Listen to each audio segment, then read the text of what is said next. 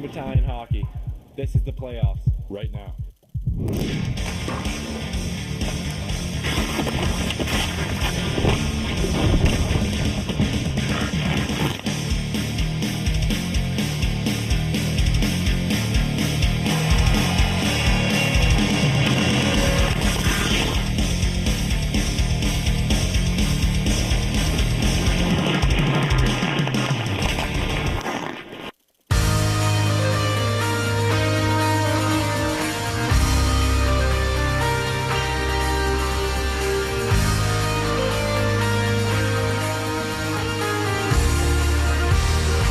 Welcome to Brampton, Ontario. This is Battalion Hockey live on Rogers TV. Game number 5 of the Eastern Conference quarterfinal matchup. Sudbury Wolves and the Brampton Battalion going head-to-head. There's the Wolves getting off their bus and getting set. They could take this series with a win on the road in Brampton this evening. They lead this best-of-7 series 3-1, have taken the last game at home. A big 5-4 overtime victory.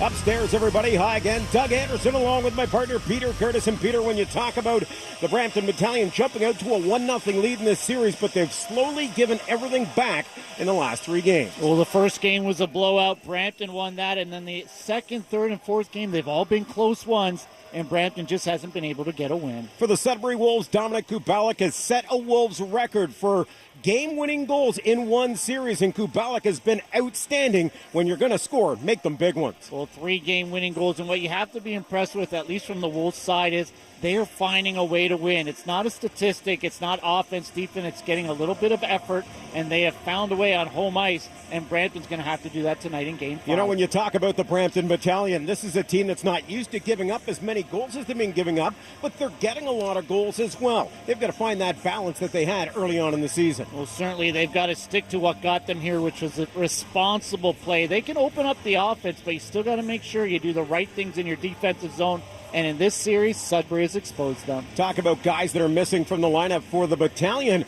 They're going without Patrick Mahatch, and Mahatch is that second-line scoring unit that you look for. Well, Mahatch is out with the knee injury, so it'll be a question now, who's going to step up and take that role offensively? Hey, the number 1 line hasn't had much success 5-on-5, so they're just hoping somebody can get going when it's even strength. Let's go across the rink. Here's your host, Laura Barney. Thanks, guys. We'll make that 3 in a row for the Wolves. Only twice in 14 playoff appearances going back to 1998. Has Sudbury lost the first game of the opening round and gone on to win the series? All good reasons, though. There are players who know how to put the puck in the back of the net, starting with Matthew Campagna. 1 goal and 2 assists just last night. He has 6 points in 4 playoff games. Dominic Kubalik, you guys mentioned it. 3 goals for 4 assists. He has scored the game-winning goal in each Sudbury victory.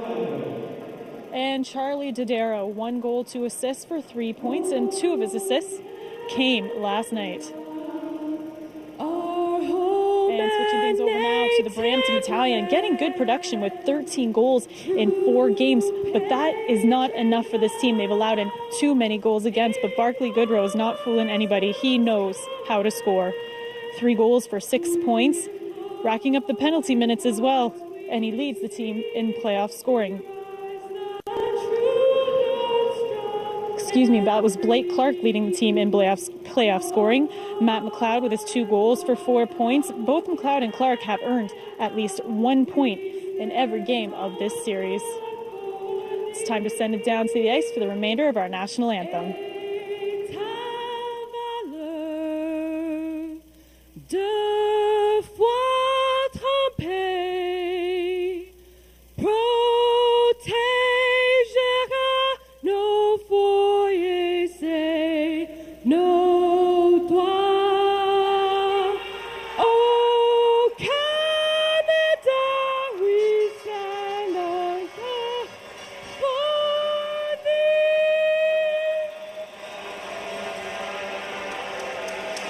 That's Tashin Hira with our Tim Hortons national anthem to kick off the festivities here this evening. Game number 5 about to get set underway. And we start things off with our starting goaltenders, Frankie Palazzi. What a series he's had for the Sudbury Wolves, but a little surprise between the pipes for the Brampton Battalion as they go with young Jake Smith. Jake Smith looked good in Game 4. He came in after Mahosky gave up 3 goals. He played almost all of the game in Game 4. And a little bit of a chance here. Maybe the coaches filling in for Stan Butler saying we're going to ride a little bit of luck here with Jake Smith. The Battalion will start things off. Mike Amadio centering the line with Barclay Goodrow on the right side.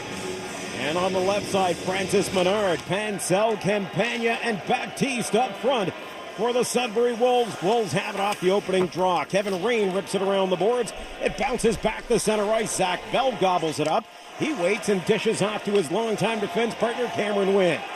Behind the net, Wolves digging for the puck. Baptiste lost the handle. Pansel gets it right back to Evan DeHaan. DeHaan shoots it wide of the net on purpose. Baptiste battling down low. Bell gets physical in the corner. 30 seconds gone in the opening period. Amadio trying to keep track of the play inside his own zone. Bell works it to the blue line. Can't get it free. Pansel flips it out. It's Baptiste with the long wrist shot. High, and Jake Smith gets the overhand up there and hangs on for our first stoppage in play. 44 seconds into the opening period. Jake Smith, of course, played the last 2 regular season games. They were giving Mahosky a bit of a rest, so it's not like he's been sitting on the bench not getting some game action. And going into yesterday's game, you figured the overtime helped get him into this series. Nick Paul through the middle. Nice job by Santos to kick it up to his stick. Tries the little toe drag to get around the defenseman, Genovese. And he ends up putting it back to McIver. Shot from the point. Pad save from Palazese. Sudbury. Peter through center. Has the puck. Harris cuts into the corner. Harris out in front. One-timer from Cantor. Sliding out is Smith. Cantor. What a game he had here in Brampton the last time. Long shot goes wide. That was game number 3.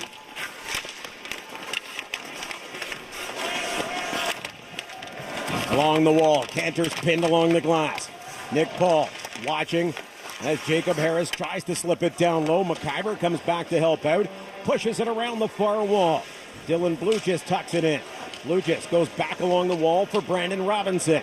Robinson, cross-ice pass. Santos onside at the blue line. Cuts to the middle. Gets around DeHaan onto the backhand. And he couldn't get the shot away. Sharp angle shot. Palazese takes the net off the moorings. A really good pass on the ice there. Open ice standing ahead for Santos. With this earlier opportunity, Sudbury gets to the net. And look at where Jake Smith, he overcommits, finds himself not even touching blue ice. He's got to make sure he doesn't let the emotion of being in a big game take hold of what he's got to do, and that is stay between the pipes, take away time and space.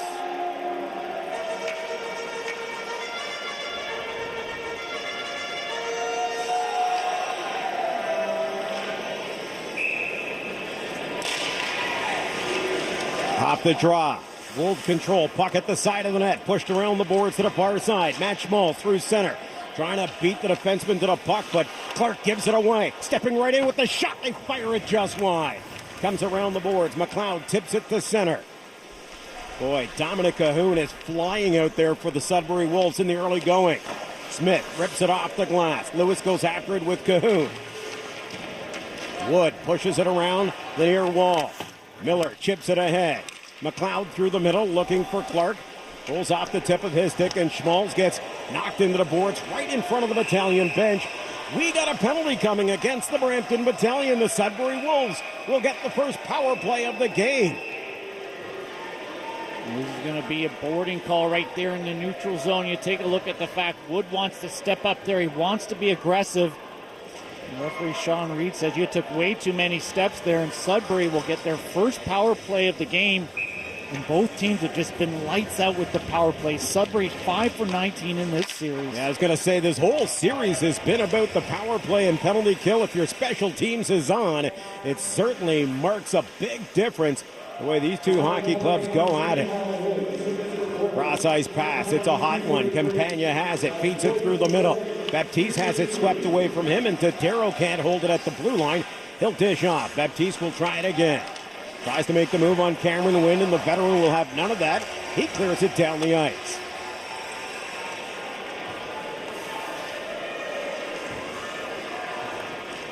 Childerley and Foley up front. Conley, Zach Bell sends it the length of the ice. Foley goes after it, diving down low. Palazzese pushes it around the boards. Campagna tied up inside his own zone, flips it back for Darrow. Pushes it off to the far side. It's knocked through the middle, and Campagna comes across the blue line. Campagna leaves it for Heater. Heater drops it for Campagna, swings it back to the point. Harris throws it down into the corner. Baptiste twisting and turning, trying to get away from Marcus McIver. It comes to Harris. He'll go cross ice for Darrow.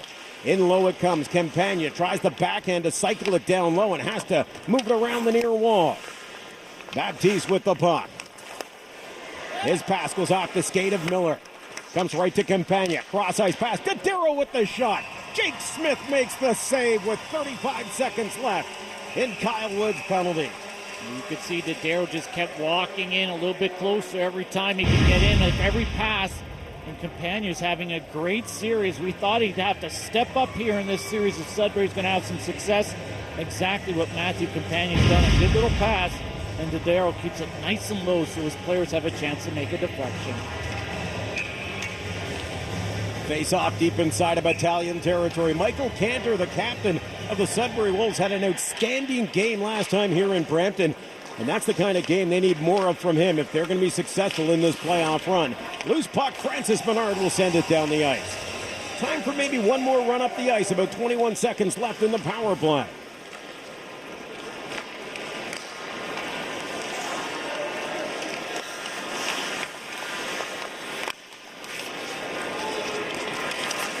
Along the boards it is.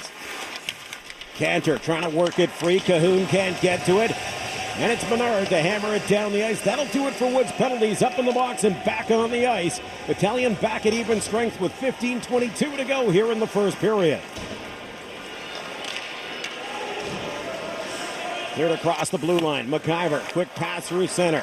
Santos leaving it for Nick Paul. Big long strides, trying to get by Kevin Rain. Paul to the backhand, hangs on to it. Paul swings it down low behind the net. Santos goes after it, takes out his man. Boy, Matt Santos has been becoming more and more physical with every game for the Battalion. Brandon Robinson, back for Marcus McIver. Headmans the pass for Nick Paul. Paul trying to work off the check of Chad Thibodeau. Play between the two blue lines. Nathan Coe in front of his own bench. Puck comes back. Blue just gets it off to Santos, and from center ice, he'll dump it in the open corner. That signals a full line change from the Battalion as 5 fresh set of legs hop the boards. Cahoon with a good burst of speed across the blue line. His wrist shot goes off a Bell behind the net. Wynn gathers it up, plays it up for Menard, who tips it ahead, and Matteo, nice pass through the middle, and the captain, Barkley Goodrow, jumps on it. Goodrow into the corner, takes the check from Genovese. Matteo tries to work it down low. Cahoon, backhand pass goes awry as Goodrow with the turnaround shot. Miller pinches in, hangs on to the puck, turns it back for Menard. Menard rolls it down low. Amadio looking to get a handle on it, and Goodrow's in there, sandwiched against the boards by Genovese, but Amadio comes free with the puck. Amadio back for Menard. High slot, wrist shot. Palazzese makes the save. Harris flips it through center. Matteo can't find the handle, and Heater turns it back into the neutral zone. Broken up by the Battalion. Goodrow across with the wrist shot. It's high and wide. Jamie Lewis tips it to the blue line. That one's deflected off a boot. And dangerously into the open corner it goes. A good response by the Brampton Battalion after killing off that penalty there. The line that we talked about in our pregame prep, Amadio centering the big guys with Menard and Goodrow. It looks like it's going to stay intact for at least a little bit of time here, as Brampton has really just broken up their lines here after 4 games. Jamie Lewis is working with a new crew. Look at Nick Paul, and we'll see if they get some success out of this shift. Part of that has to do with Patrick Mahatch being out of the lineup, so they're looking for the spreading of that scoring, if you will, and try to move the talent around. As per usual for this series, Ryan Houlihan and Jason Ward behind the Battalion bench, running the show. Smith puts the glove down, hangs on to it for the stoppage and play. 2-2, the shots on goal, 12:54 left here in the opening period. And Brampton Battalion, they've found a way to fight back in these games. You look at game 2 on home ice, giving up the penalty opportunities.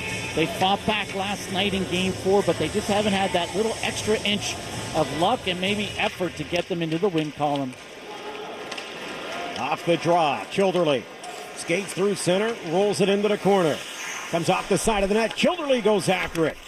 Around the near side it comes, McIver at the point. High shot is knocked down, thrown out in front. Calvin Gomes getting his first shift in this game. Lugis upended in the corner. Danny DeRoche gets it on tight on him. Loose puck at the side of the net. Tebow with an opportunity. Down goes Smith and hangs on to the rebound. A little bit of motion here is going to get the game going. Both teams kind of feeling each other out here. They've had a pretty good season series when you look at the fact they played each other 8 times. And I think the message both teams have tonight is stay out of the box with both power plays. We talked about it. Sudbury, 5 for 19. Brampton, 6 for 19. So it kind of shows you if you're going to take that extra shot after the whistle and give yourself a team a penalty to kill, you're going to get yourself into some trouble. Lewis and Cahoon to take the draw. Lewis wins it. McIver moves it behind the net. Dylan Bluchis finds a little space. Tries to make the pass through the middle to McLeod. That's broken up. And it comes back to the blue line of the Sudbury Wolves. Genovese redirected by Cahoon. And the Battalion send it right back to safe ice at center. Charlie Dodero dances across the blue line. McIver gets a piece of him, follows up, putting the body on top of the big defender from the Sudbury Wolves.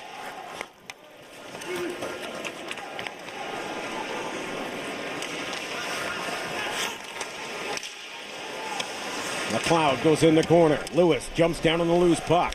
Waits for a trailer, ends up rolling it back down low for McLeod. Genovese, he's going to see a lot more ice time here this evening with Jeff Corbett out of the lineup tonight. Corbett and Brody Silk missing the action.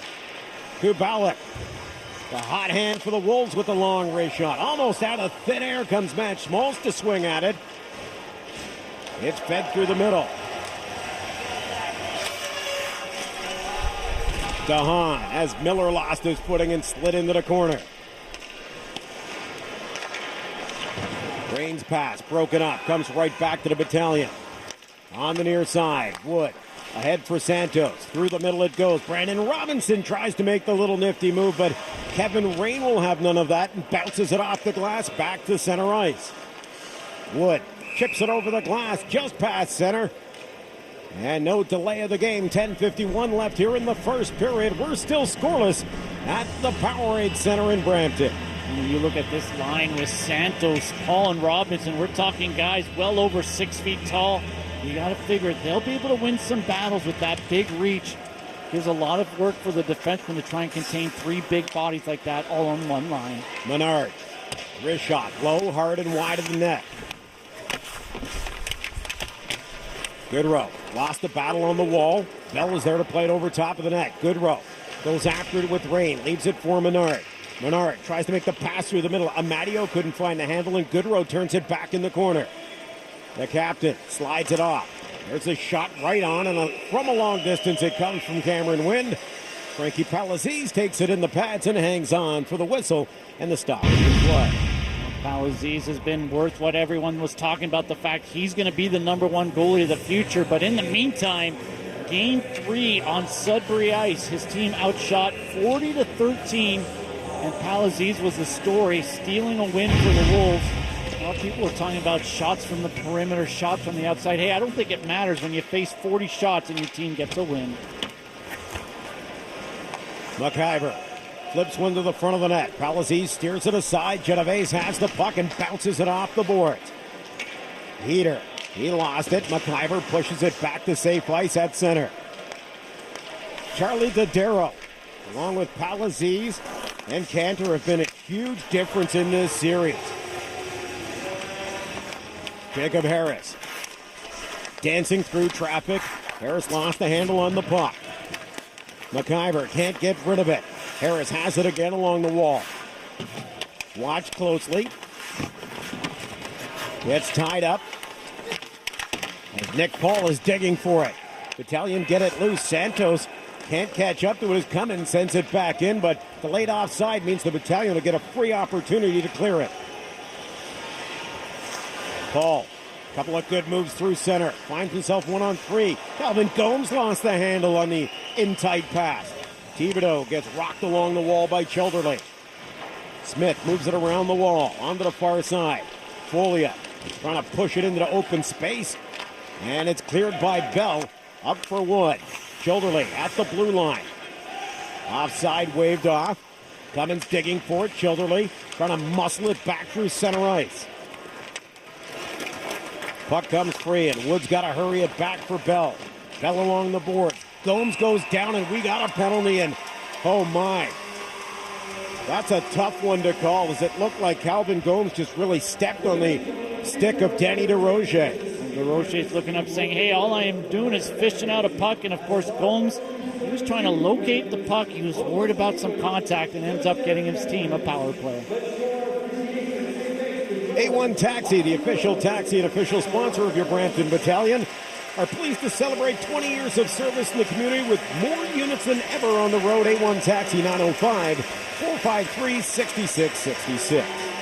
And we talked about the fact the Eastern Conference playoffs, you've got to be quick. Barrie, they make quick work of the Kingston Frontenacs. And those extra games that you give somebody in a series, even when you come back and get the victory, they can really turn your series around. And you look at what the Wolves have been able to do here. They want to make quick work here in Brampton. They don't want to let this go on any longer. They'd love to get back to Sudbury, but they don't want to worry about playing Game 6. They want to take care of it quickly. And when you look at who wins a championship in any level of sport, it's getting through those first and second rounds in a hurry so you don't play a lot of games.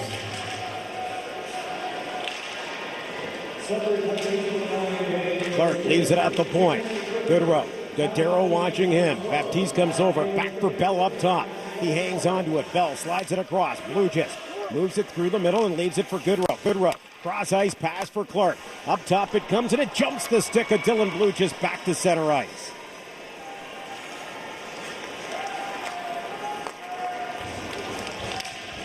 Clark tries the backhand pass at the blue line, and that goes awry and gets it right back again.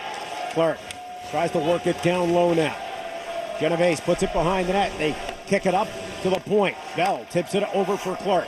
Top of the circle. Clark steps right in, finds a hole. The shot goes off the skate of Genovese, and Cantor's there to hammer it down the ice. Clark looked like he was surprised to get that open ice. Even the wrist shot he took was more or less a half a shot. He's got to realize, hey, get to the front of the net as fast as you can and wire one on net.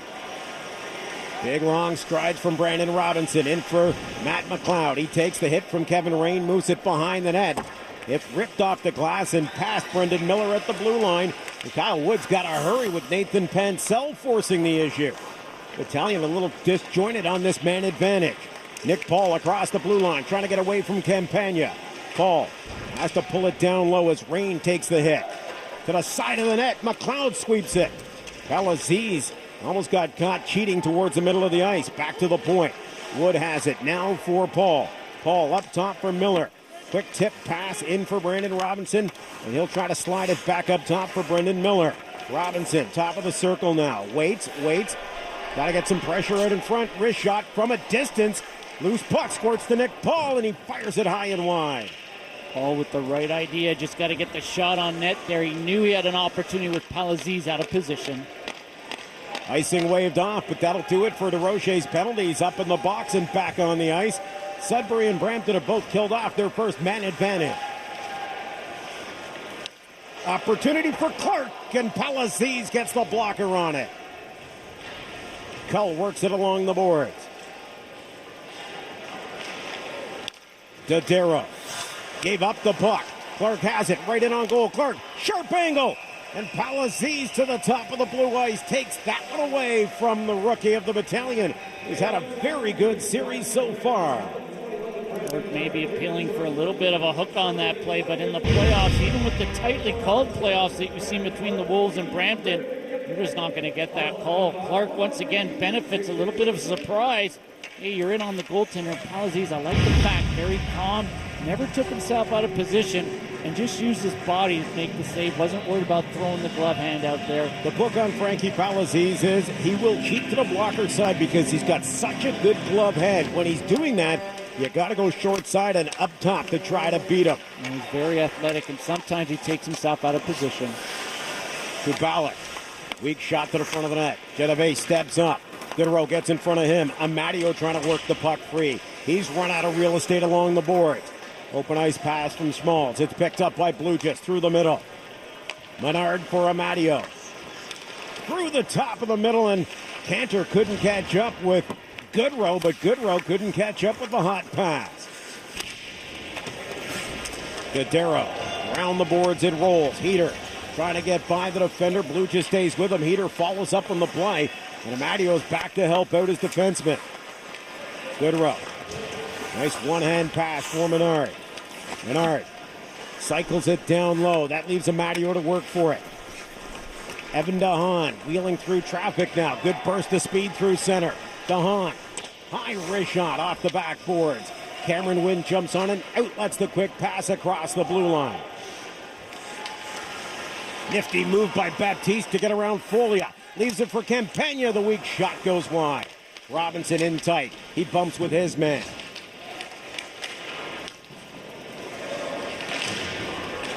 Robinson has the puck. For the Battalion to be successful, Brandon Robinson has to be that second big trigger man for them. Robinson across the blue line. Tries to free it up for Nick Paul. It's broken up, and Nathan Pancel carries it through center. Pancel with a man heading to the front of the net. That low shot whistles wide. Santos broken away. Wind has it behind the net. Kubalik takes to the body. Cameron Wynn does free it up, though, and Nick Paul, big long strides through center. One hands it away. Cahoon stays with him. Santos knocks it down at the blue line. Kubalik takes his man out. Miller with the high wrist shot. Palaziz waved at it, but it went over top of the net. McIver back to his own blue line. Just in front of his own bench, Miller tries to tip it up off the big body of Max Smalls. 4:09 left here in the first period. It's scoreless. Game number 5. Battalion trailed 3-1. Cleared back along the boards, and the Battalion will get the line change they've been searching for.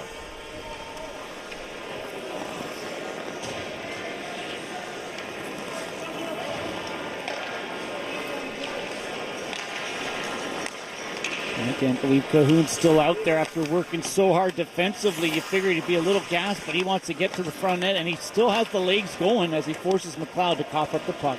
McLeod gives it to Lewis, though. Lewis for Clark. And that little expedition goes awry as Lewis picks it up back into the corner.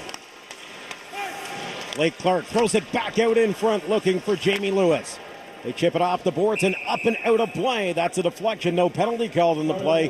3:20 remains here in the first period. You're watching Battalion Hockey live on Rogers TV. We talked about Baptiste and the moves he had. This one way too easy. A little bit of work, and Folia just having that stick out and wanting to do a little bit of a flyby. Well, you know what? You've got to go through the player. If you don't go through the player, they'll embarrass you, exactly what Baptiste took advantage of. Doug Anderson along with Peter Curtis and Laura Barty bringing you all the action from the Powerade Centre. Watching us on Rogers TV and, of course, the OHL Action Pack in HD2. Right now, Trent Paul debating where that face-off should be. A big argument as it's nullified there as Brampton isn't able to keep it in the Sudbury end. Robinson back for Bell. Cameron Wynn. By far, Cameron Wynn. There's a shot from Childerling. That one tips wide. Off the backboards, Palaziz puts the glove down and hangs on with an even 3 minutes left on the clock. By far, Cameron Wynn, the best beard in the OHL playoffs so far. Well, he could grow one, definitely. He didn't cheat and start growing it in the regular season as you have fun with the players. In order to win the 5 years, 27 playoff games here, all in green. He doesn't want to see it end tonight. Definitely as an overager, there's different emotions you have compared to when you were in your second or third year. Amadio. Menard lost the handle, gets it right back. Menard along the boards, back from McIver up top. Wrist shot deflects off of Harris high and wide. Menard got a little case of the yips with the puck there. Battles it back along the boards and puts it back down low. Good second effort from Francis Menard. He'll take it back again. Through the middle, the pass intended for Barkley. Goodrow is stolen away. Michael Cantor skates it through center, across the Battalion blue line. Cantor works his way in on deep. They crash the net. And Danny DeRoche ends up on top of Jake Smith. And Goodrow's in pursuit here, but the way referee Sean Reed is pointing, he's taking the Sudbury player. Goodrow tries to close it down, and we'll see if the contact involves DeRoche hitting Smith, and then Goodrow just kind of comes in at the back end. Or did Goodrow have a little bit to do with this as well, as Jake Smith figures out what it's like to be in net last night, coming off the bench in overtime, and now the victim of a pretty big collision right now. Jacob Harris is going to be going to the box. Just called it as Danny DeRoche, but Harris was the man going in tight, and watch him go right over top of Jake Smith. Barclay Goodrow. You got to wonder, though, on that call. Very tough call on both sides. There's Harris, and he just got guided by Goodrow into it. Lost his footing at the last second. Almost really with no place to go, though. Oh, Harris wants to get to the front net, and if he doesn't kind of trip up, he probably has a way to steer clear. And the officials say, you know what, you were going in on your own. You're going to be penalized, and Brampton gets their second power play. Bell has the puck. Lost the handle along the boards, and Baptiste with some great forechecking goes after Zach Bell, who hustles back to make the play. Bell inside his own zone, being mauled by Baptiste coming up the boards. Solid, fierce forechecking from Nicholas Baptiste on the man down.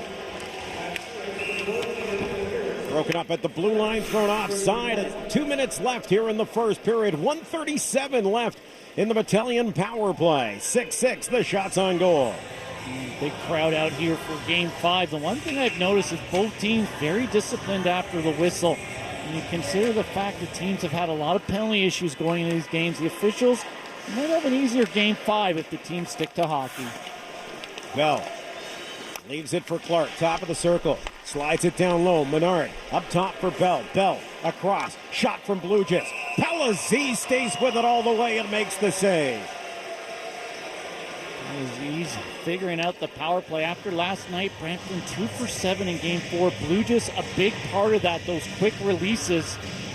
And you know Palazzi likes to battle through traffic. He likes to get very engaged, and sometimes you can draw him out of position. And he wants to get into maybe that aggressive, flamboyant style. And we'll see if Brampton goes east-west when they've got possession of the puck.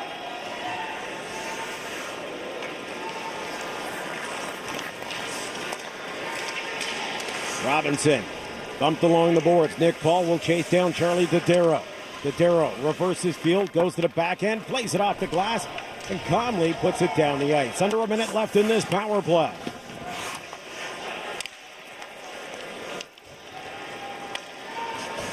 Robinson hits the skate of Nick Paul. Palazzi's out to play it. Battalion have yet to be able to set up on the power play in the offensive zone, and that's killing them right now.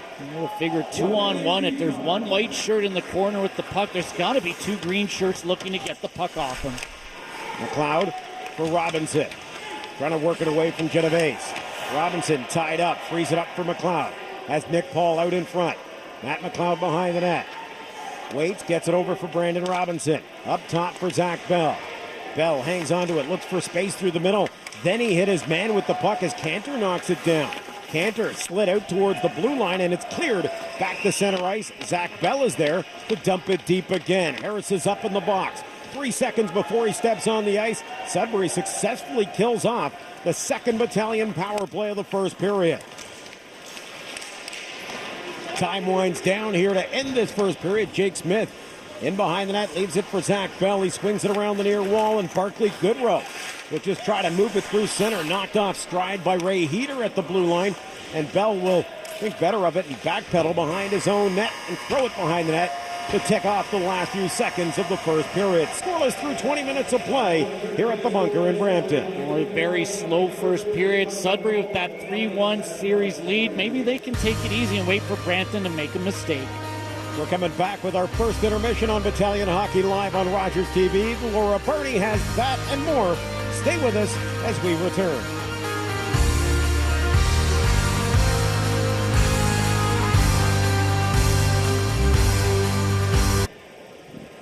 There's been some talk about this, and it's going to materialize here.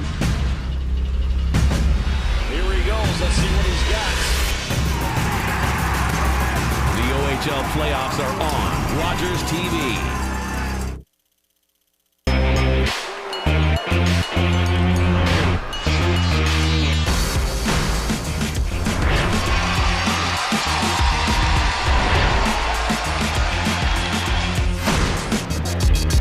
In sports, history, geography, and passion align to create great rivalries. And in the NHL, there's none bigger than the Leafs and Sens.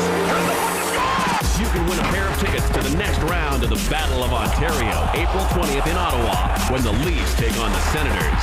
Go to RogersTV.com now and enter the passcode RIVALRY for your chance to win tickets, travel, and accommodation. You could be there as the Battle of Ontario continues. Lake Ontario supplies drinking water to millions. It provides recreational enjoyment and habitat for wildlife, but its shoreline is under stress.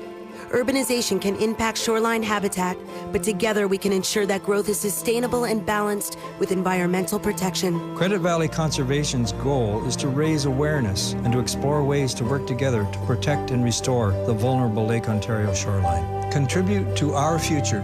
Get involved today. Change. It can be big or it can be small. It can be empowering or it can be belittling. It can be better or it can be the need to be improved upon. And if there's one place to see change, it's with me, only on Rogers TV.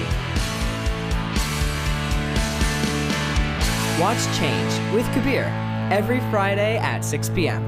And remember to always dare to be different.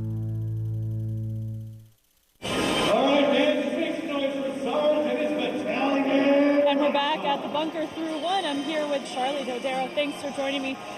Scoreless through the first. I'd like to get your thoughts on that first period. I thought it was a good road period. I mean, we had a good couple shifts to start off the period.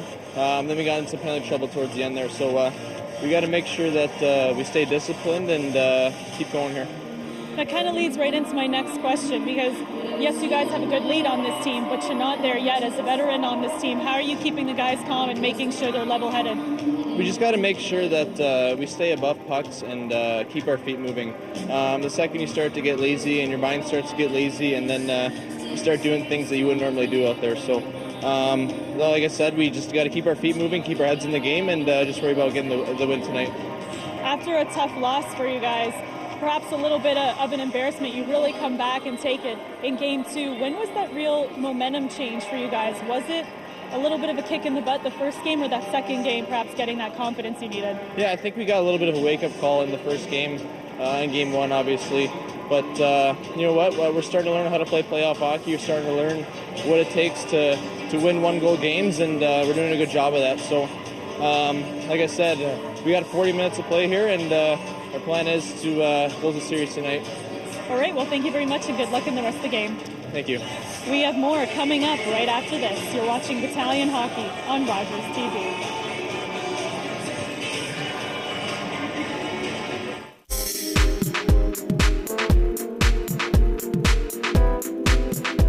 You're still in high school, but it's never too early to start thinking about the rest of your life. Applying to university takes time and effort.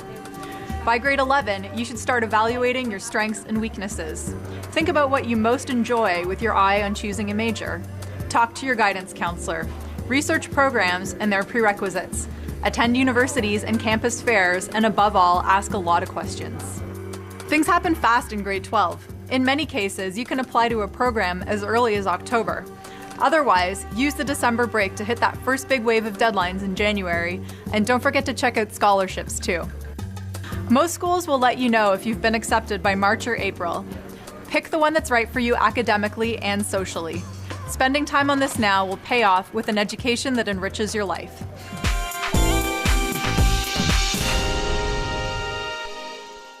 In sports, history, geography, and passion align to create great rivalries. And in the NHL, there's none bigger than the Leafs and Sens.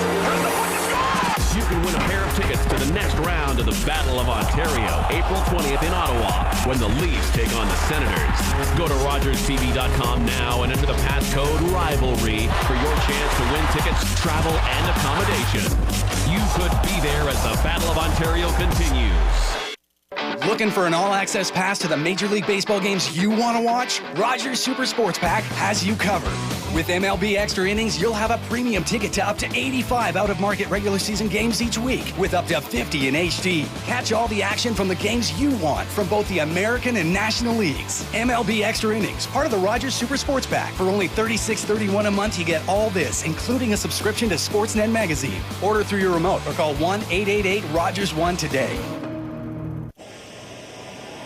Welcome back through 20 minutes of play. There you look at the Western Conference Series as they stand so far. The London Knights knock off Saginaw.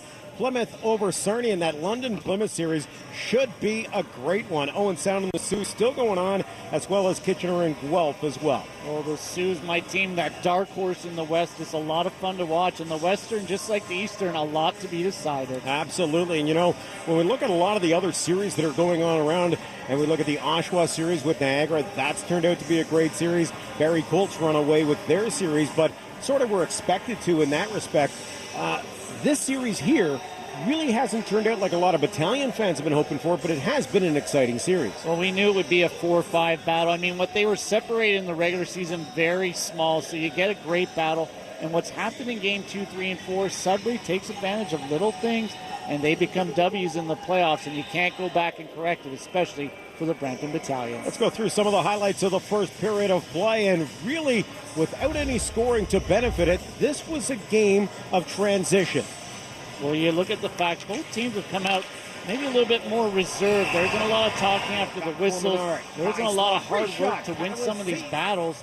And it looks like everyone's sitting back saying, let's make sure we have 3 players back. We don't want to be outnumbered on the rush. And no one has opened it up like we saw in game 1 and 2 here in Brampton. And a little bit more last night in Sudbury, a little bit more wide open. That's not been the case in the first period here. No, it hasn't been the case. And one of the big things for the Battalion, 2 power play opportunities, only 3 shots on goal. They weren't able to set up in the offensive zone, and that might be something that comes back to bite them as this game progresses. Well, for a team that's had a lot of power play success in this series, the Brampton Battalion, that second power play was just awful. And it wasn't the scheme. I think it was just the work ethic to say, let's go get the puck here. I can't just go to the front of the net and hope my teammate gets the puck. Maybe I got to do the work and get it done. And we didn't see that in those power plays. Yeah, one of the big keys that Peter and I did talk about off air was the matter of getting that extra forechecker in and maybe turning a couple of loose pucks into opportunities. Got to take a quick sec, Pete, because we've been very lucky, Peter and I, to talk to some of the fans and some of the people that we've seen on a regular basis, and we get things like this given to us. And this is Heather Reed, one of the season ticket holders, with the custom Battalion Easter egg that she gave to both Peter and I. And you know what, from the muffins that we've got, the Christmas stuff that we've got, it's been a true pleasure so far. And I know you won't open yours because you probably got more candies in yours than I did, but I'll live with the fact that I know you'll probably share at the end of this game. Absolutely. Scoreless through 20 minutes of play here at the bunker in Brampton. Time to go across the ice. Here's Laura Barney. All right, thank you very much, guys. Still 40 minutes left to go in this one, but for some players, as their OHL careers come to an end, it's a next step in future careers from some other soon-to-be young stars. Here's a look at our draft preview. The 2012 OHL draft brought number 1 pick Connor McDavid into the league, along with a host of fresh young stars like Brett Clark of Brampton, Michael Dalcole in Oshawa, Sioux Greyhound center Jared McCann, as well as second overall pick Roland McEwen of Kingston. The 2013 OHL draft takes place on Saturday, April 6th, and promises another exciting infusion of hockey talent. Hi, I'm Brian Teal, and with us to preview this year's OHL draft is Mark Edwards of HockeyProspect.com. And Mark, for the 3rd straight year, we have a player coming into the draft under exceptional player status. First, we had Aaron Ekblad, then we had Connor McDavid, now we have Sean Day. When you look at the top of the draft, there's a potential big 3 now with Day. How does he kind of mix in? The big 3, you know, we're probably talking about here are Travis Konechny from the Elgin Middlesex Chiefs, Dylan Strome, brother of Ryan Strome, and obviously Sean Day. Travis is a relentless forechecker. His speed is unbelievable. It's almost as if he has a turbo button at times that he hits and hits another gear. Dylan Strome is the thinking man's player, exceptional in the offensive zone. elite playmaking skills, very good with the puck. And then you've got Sean Day, the exceptional status player. The first thing you'll always hear when people mention him is his incredible feet. He's a fantastic skater. People say Paul Coffey, the word is Paul Coffey. Big praise to put on the kid, but the ceiling for him is incredible. Obviously, Sean Day is now the leading candidate amongst defensemen, and it's very easy when you consider all of the hype surrounding player granted exceptional status. But there are a lot more defensemen out there for teams that want help on the blue line. Yeah, and 3 come from one team. That it's that kind of draft. There's several players from just multiple teams in this draft. Troy Henley, a stay-at-home guy from the Oakville Rangers. The next defenseman off Oakville will be Kyle Capobianco. He's the polar opposite to Henley. He's the offensive skating defenseman. Very good puck mover. He can gain the zone all on his own. And then the third defenseman would be Matt Spencer. And Matt's kind of a combo of the two. Very, very, very good skater with great size. He'll man the point on the power play and show us a terrific shot. Now there's another player from the Elgin Middlesex Chiefs, a teammate of Travis Konechny, and he's a defenseman as well that you've got your eye on. Yeah, there's a couple. One is Cole Mayo that we really like. He's another guy that will man the power play for his team. He's got a cannon shot. He's showing off a very good one-timer. Big kid. He'll make the odd mistake here and there, but overall he's a very steady, reliable defender and plays pretty big too. Now, we talked about the first 2 forwards, Strome and Konechny. In terms of a team looking for a forward, looking to address that need in the first round, who's really available up front? I think the next guy that comes to mind for me is one of Travis Konechny's teammates, Lawson Krause. Big power forward type player, really good speed. He'll drive the net hard. Kind of plays a little bit like Tom Wilson. Won't hit as hard, but maybe a little bit better offensive upside than a Tom Wilson. So a little less of one, more of the other. Nikita Korostelev of the Toronto Junior Canadians. The first thing people talk about him is his shot. It's NHL caliber shot. It's very hard, very quick release. Another forward would be Brett McKenzie from the Oakville Rangers, the team that ended up winning the OHL Cup. Big kid, great offensive talent. Like to see him a little bit more consistent from shift to shift, but overall this is a kid that's probably going to go off the board in the top 10. Another player would be Hayden McCool from David Branch's team, which is the Whitby Wildcats. Hayden's another big kid, very talented, very good skills, goal scorer. Blake Spears, a forward with the Sioux Thunder, is a player that we really like, hockey prospect. He's going to be ranked up amongst our top forwards. Very creative, not overly big, but great vision, showing an ability to really score goals and play and make at the same time. And he's a kid that we really like. Well, Mark, plenty of names to keep tabs on come the OHL draft. Of course, that is going April 6th with the Ottawa 67s on the clock. And we thank you once again for being a part of our coverage here on Rogers TV. Oh, it's my pleasure. All right, for Mark Edwards and myself, Brian Teal, you've been watching Inside the O.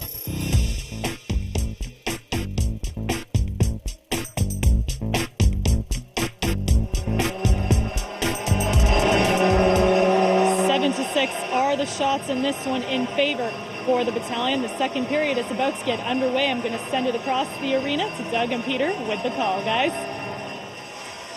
Laura, thanks very much. A great job once again as Brian Teal and Mark Edwards get together and break down all the young talent that's coming your way here in the OHL. Let's take a look at our out-of-town scoreboard. Guelph and Kitchener scoreless as they head into the second period.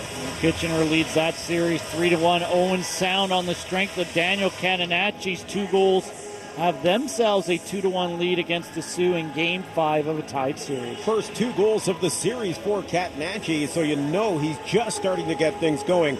And Oshawa leading the Niagara Ice Dogs. Well, the Ice Dogs came out big in Game 3 on home ice. They gave up Game 4.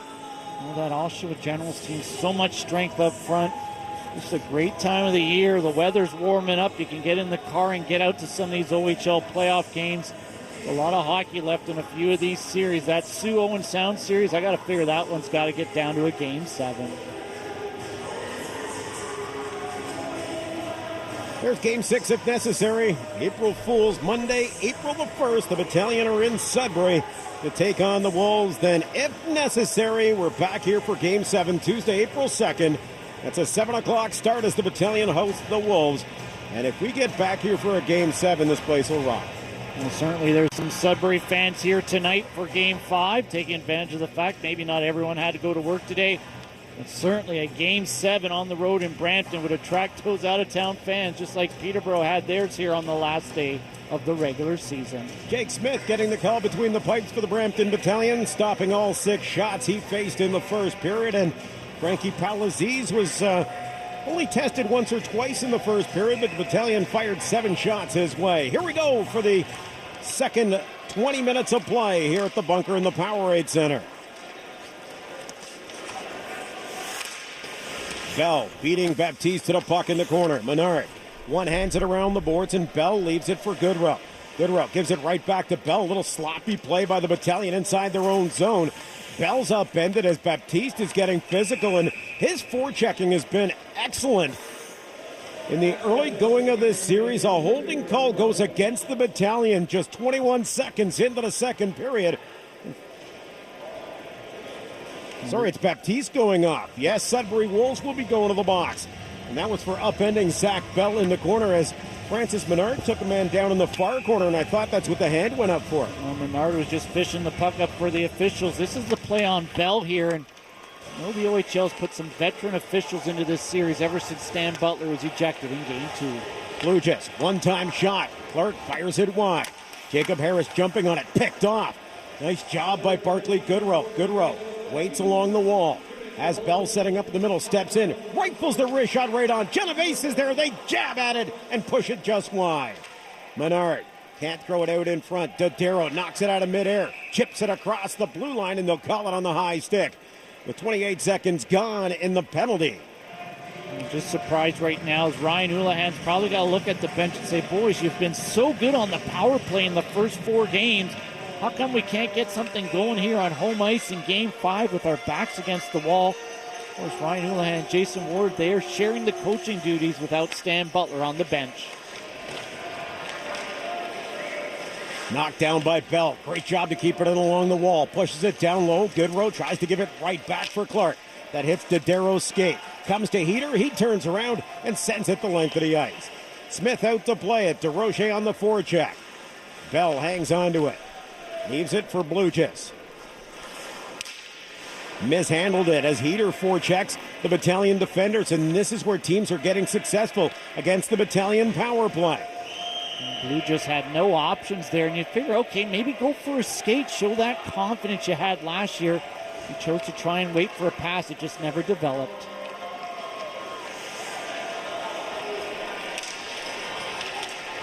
Smith on the poke check. So the biggest opportunity so far has come at the hands of the Sudbury Wolves. Robinson swings it across to the open wing. Well, they're going to call too many men there on the line change. That's really tight. As Ben Wilson, the referee, definitely looks like he was influenced by David Bell, the assistant coach for the Wolves.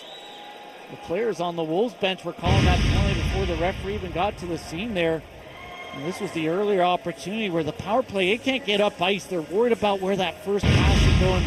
If you're a defenseman and you don't have it, well, maybe just get on your horse and go for a skate and see if someone can take you down. You're going to have 4-on-4 for at least 30 seconds here. Jason Ward, he knows he's not going to win many arguments with a veteran official like Sean Reed. They've got to deal with what they have there, and that is a 4-on-4 opportunity and then killing off a penalty. Yeah, the big thing for that is the face-off comes inside of Battalion territory, so we'll have to wait and see if the Battalion can dig out of this little hole. 18:09 left here in the second period. Cam Wynn plays it into the corner. Kubalik watching him. Rolls back to Wynn. Wynn trying to muscle his way away from Kubalik. Kubalik, great job on the forecheck to take it away. McIver gets his hand on his man. Battalion trying to dig it free, and Nick Paul gets it free and sends it down the ice. This will be icing because it's still 4-on-4. Baptiste already standing in the penalty box with 7 seconds to go as Jason Ward done so much great work with the forwards here. They're discussing what's going to happen. And there was David Bell. He was the guy who was calling too many men.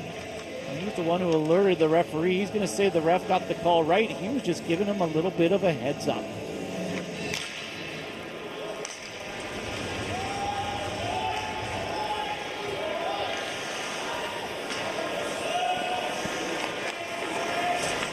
Dahan Now to the power play go the Sudbury Wolves. Campagna through the middle to Pansell. Folia tries to get a hold of him. Pansell wheels it in the corner. Folia turns, hammers it off the boards, and that's up and out of play. Let's see if the Wolves can get something going on. Really, their true second power play here. The 30 seconds are over.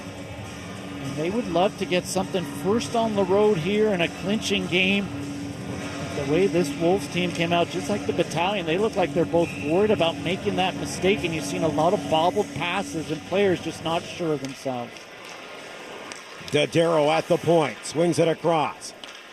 Harris for Baptiste, down low it goes, back up top for Harris. Dodaro circling in, tries to get the pass back, and Campagna has it.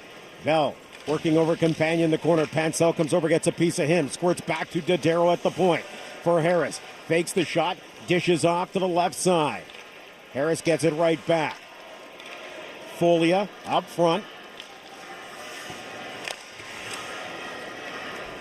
Baptiste on the point.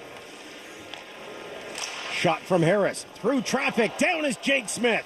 They put it back up top. Harris has time. Lets the one-timer pass go. It's around the glass and back along the boards. Campagna keeps it along the blue line. Steps in with a good burst of speed, and Matthew Campagna finds Charlie Dodaro open. Dodaro back around the wall. To the far side it goes as Baptiste will have a load of time. He fakes the shot. Folia trying to meet him up top. Kilderly comes up as well. 8 seconds left in the power play. Looking for an opening. It's through traffic. Sharp angle shot from Dodaro goes wide. Baptiste, he lets it go. Deflected. Down is Smith. They dig for it. Bell gets the puck, but they blow it down. 16:08 left here in the second period. Just as that penalty comes to a close, the Sudbury Wolves get their best opportunity. Jake Smith is going to fight through a little bit of traffic here, but it's all up high. Sudbury has possession of the puck. Campagna skating with confidence. Baptiste cheating in. One defenseman out there, Dodaro. We know he's got skills just like a forward does. And Sudbury really winning the battles up high to keep this power play going. They clear the puck through center. Francis Menard lays the dump in chase. Palazzese gives it away. Battalion have the puck. Menard into the corner. Looks for an opening. Back for Bluegis. Passes a little too wide, and Bluegis has to dump it back in the corner. Well, Kitchener Rangers on the board as they lead Guelph with Max Iafrate getting the goal. It's 1-0 for the Rangers. Leading in that series as Menard picks one off. Menard looking to go through the middle. Amadio trying to jump up in the play. Nice job by McIver to keep it in. Long shot blocked out in front by Kevin Rain. McIver lets it fly again. Rain knocks that one down. Low shot goes wide. Amadio. Dylan Bluegis with that big long reach, able to pick it out of midair and dump it deep. Battalion sending some fresh legs over the boards. Long pass for Kubalik, deflected through center. And Schmaltz looks for the steal, but Dylan Bluegis got a piece of him. Schmaltz lost his footing along the near wall. Freed up, puck comes to center. Cleared off the boards by Tyler Prong. Prong has not seen a ton of ice time in this game so far. Well, Prong inserted into this series after the Corbett injury. And we talked about Corbett being out on the defense core. Brody Silk out. There's the physical element. And for a guy like DeRoche, he dressed in the warm-up a couple times, finally gets a chance to get in and play some regular action. And look back and say it's all been about Palazzese and some timely scoring for the Sudbury Wolves to build this 3-1 series lead.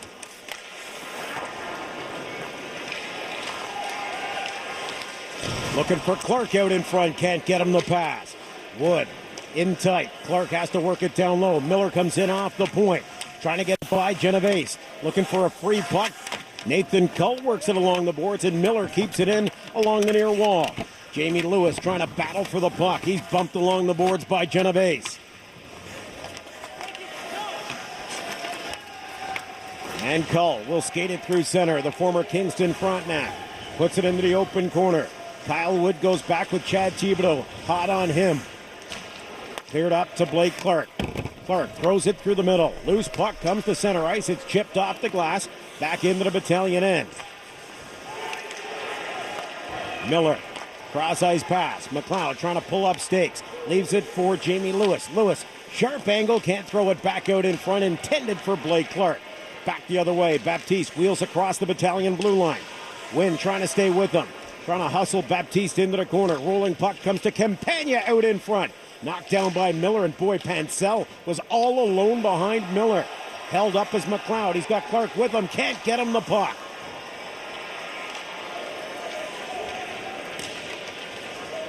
Lots of hometown fans playing the role of referee here in this game. Cleared along the boards. Bouncing puck back through center. To Darrow. Knocks it across the blue line. Robinson follows up. Nick Paul with the shot. That goes right into the chest of Frankie Palazese. And Palazese gets involved. Hey, you've got Kevin Rain out there. I think you're all right. Frankie Palazese decides to take a step back and let the big defenseman take care of business. This is one of the few opportunities in this game here as we get to the halfway mark where Brampton's getting some traffic on the goaltender. Santos even takes the end of the stick over, and Palazese makes sure he keeps his focus and holds onto the puck.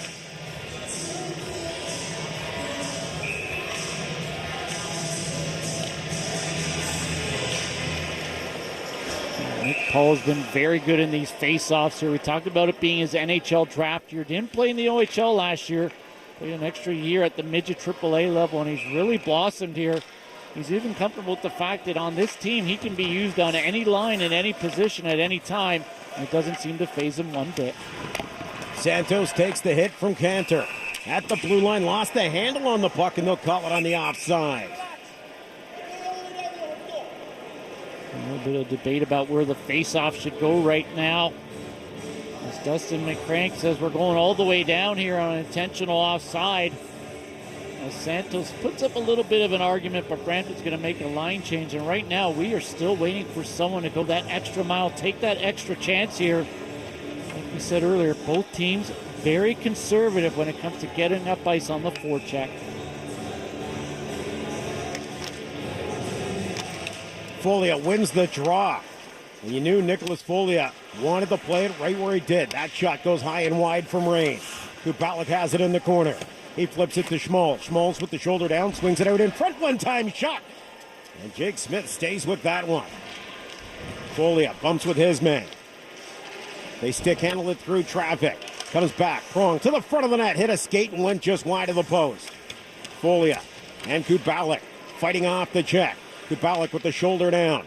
One hand on the stick. Throws it back to Prong up top. Prong right to the front of the net. That hit Calvin Gomes as it bounces in the corner. Kubalik has it.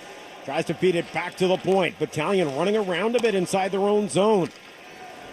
Folia off the boards, and Childerley will get it free of the blue line. Offside will be called. 12:14 left here in the second period of play.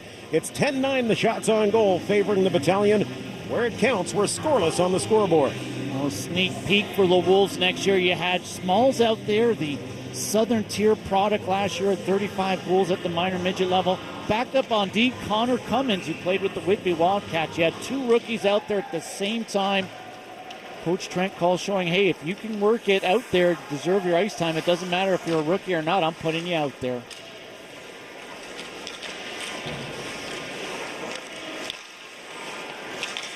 Zach Bell at the point. Across for Cameron Wynn. Wynn has to just pinch it off the boards as Amadio is tied up. Amadio tries to work it again. Ray Heater comes in to get it. Heater takes the hit from Francis Menard. Loose puck squirts to Evan DeHaan, and he'll just gingerly play it back inside his own zone for Kevin Rain. Rain moves behind the net. Sets up the breakout with Cantor. Cantor up along the boards. Harris pushes it along the boards, and it's knocked down by Miller. Freed back to the front of the net. Loose puck is swept to the blue line and back through center ice. And Sudbury knows Brampton's on a big line change here. They got to get up ice in a hurry. Long shot from Heater. Bounces wide. Lewis picks it off. Comes right back again. And Smith will glove that one and hang on for the whistle. Kyle Wood, the rookie here with the Brampton Battalion, along with Jake Smith. Who would have thought Jake Smith kind of filling in for Mahosky, watching him play a lot of games in a row, got a couple games at the end of the regular season. Came in last night in Game 4 and looked pretty good. A lot of people figured it was a sure thing. They were going to go back to Mahovsky, the veteran. And you know what? The coaching staff said, nope, Jake Smith played well last night. He gets the Game 5 start. DeRoche. Folia takes the hit at the blue line. They free it up through the slot. DeRoche can't find the handle on the puck. And it's knocked back to the center ice area. Charlie Dodero now. He'll flip it into the corner. Miller's got a hustle. Smith comes out of his net, pushes it around the dasher. Calvin Gomes lost the handle. Nicholas Folia follows up across center. Folia for Childerley. On the forecheck around the boards it goes.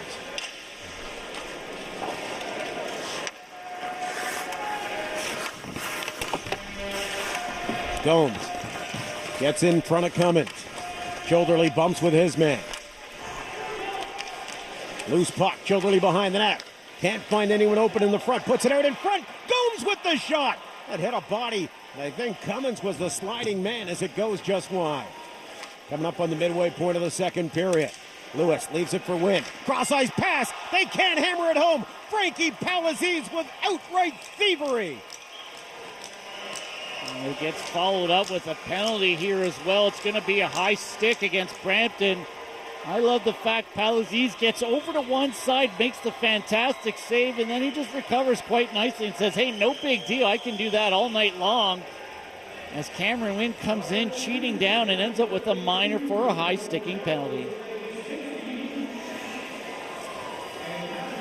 A1 Taxi, the official taxi and official sponsor of your Brampton Battalion, are pleased to celebrate 20 years of service in the community with more units than ever on the road. A1 Taxi, 905-453-6666.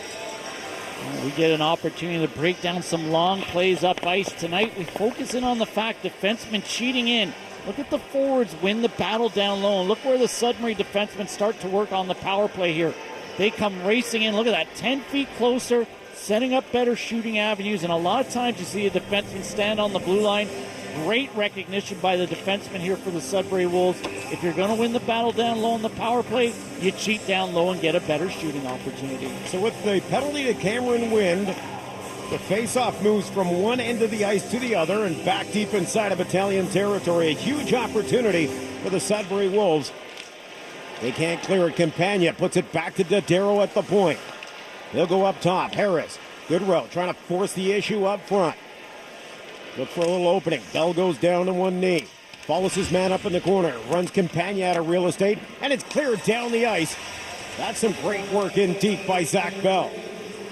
Go from one end where Palazzese makes the great save. Now you're shorthanded. You've got to make sure it doesn't affect you emotionally. Stay in the game. Get rid of this penalty kill if you're a fan of the battalion. Pansell around the boards.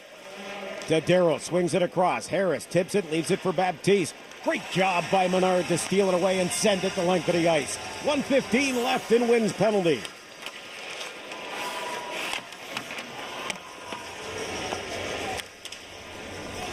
Menard and Lewis up front, killing this one off for the battalion. Final minute of the power play. Campagna brings it across the blue line, rolls it in the corner. Baptiste, he's been a force so far, and it's cleared by Menard. The backhand goes the length of the ice. Menard really turning into that penalty killing role. He really enjoys the fact he can work on the power play, but the PK using that long reach. Quick pass up the left side. Shot goes wide of the net. Heater along the boards. Tries to push it back behind the battalion net. McIver comes over. Cantor has the puck. Lugis left for Heater. Cahoon back up top. It comes for Kubalik manning the point. Evan DeHaan finds a little space. He'll dish off to the far side. DeHaan with the shot. Through traffic. Somehow it's found. Loose puck at the side of the net. Down is Smith. They wave it off. No red light. 15 seconds left in the power play. We know we can go to the video goal judge review as well. As the Sudbury players are asking their coach for a video review as if it's a football game. And referee Ben Wilson, who got to the right spot at the right time. Take a look at the referee, 32 down low. Good job by him to get to that net. And he's going to have the opportunity to look at the video goal judge review. It gets to the goal line. And I don't see a crossing there. The big blocker comes in. Folia, another great view by our Rogers crew here tonight. In tight. The whole puck has to cross the line, and that's the big key watching the OHL referees as Ben Wilson goes behind the net, and you see the big glove of Jake Smith come down and sweep it away. Well, video goal judge Nick Matsopoulos is going to make sure he reviews this a few times. Kudos to the referee who made sure he got on his horse as soon as it starts getting to the front net. I like this. Trent Call, he's coaching the next 15 seconds of the power play. Something you figure the battalion coaches would take advantage of as well in terms of the fact they're still going to be shorthanded when the video goal judge makes his review.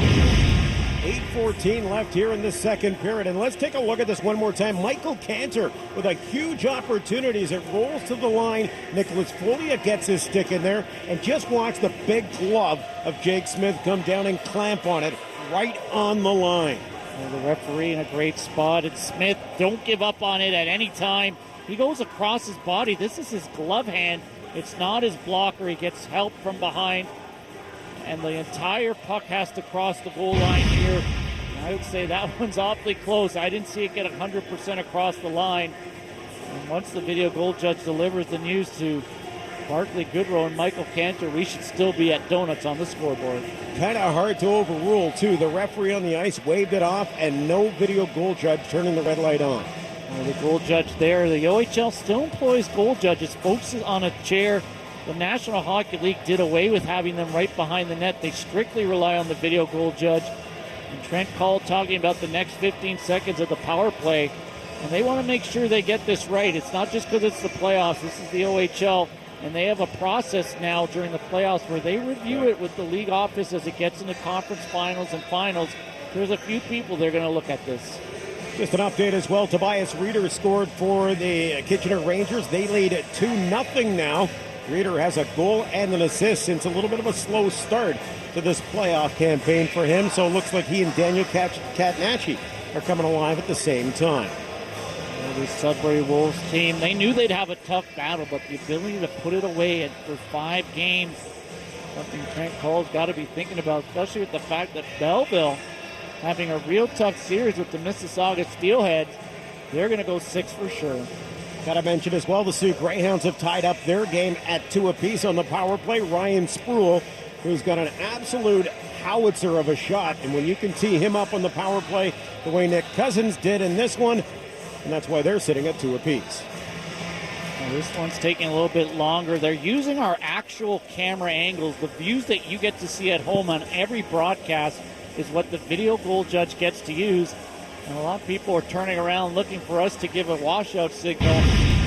Doug and I know better, get in a conversation with the fans. If they want to get a quick call, we'll just have to wait. And here comes Ben Wilson with the decision. And Ben Wilson spreads his arms just like he did to end that play. So 15 seconds will remain on this Sudbury power play. I figure there'll be a few legs that need to go for a skate here. We'll see if they warm them up in a hurry. Opportunity with a wrist shot up top, and it deflects high and out of play. 0-0 with 8:11 to go. Here's the big penalty kill. Brampton needs to find a way. Game 2, 3, and 4. It was the Sudbury Wolves always reaching back for that little bit of extra has been the key in this series. Goodrow tries to win the draw. Sudbury controls. Cantor twisting and turning through traffic. Gets around his man. Can't get the shot away, though. And it bounces into the corner. Up and in the box and set to step back on the ice. Cameron Wynn.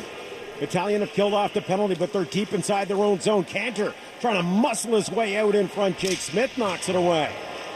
Big traffic in the corner. Miller takes his man down. Pass out in front. Cantor trying to wheel away. Knocked by Goodrow back to center ice.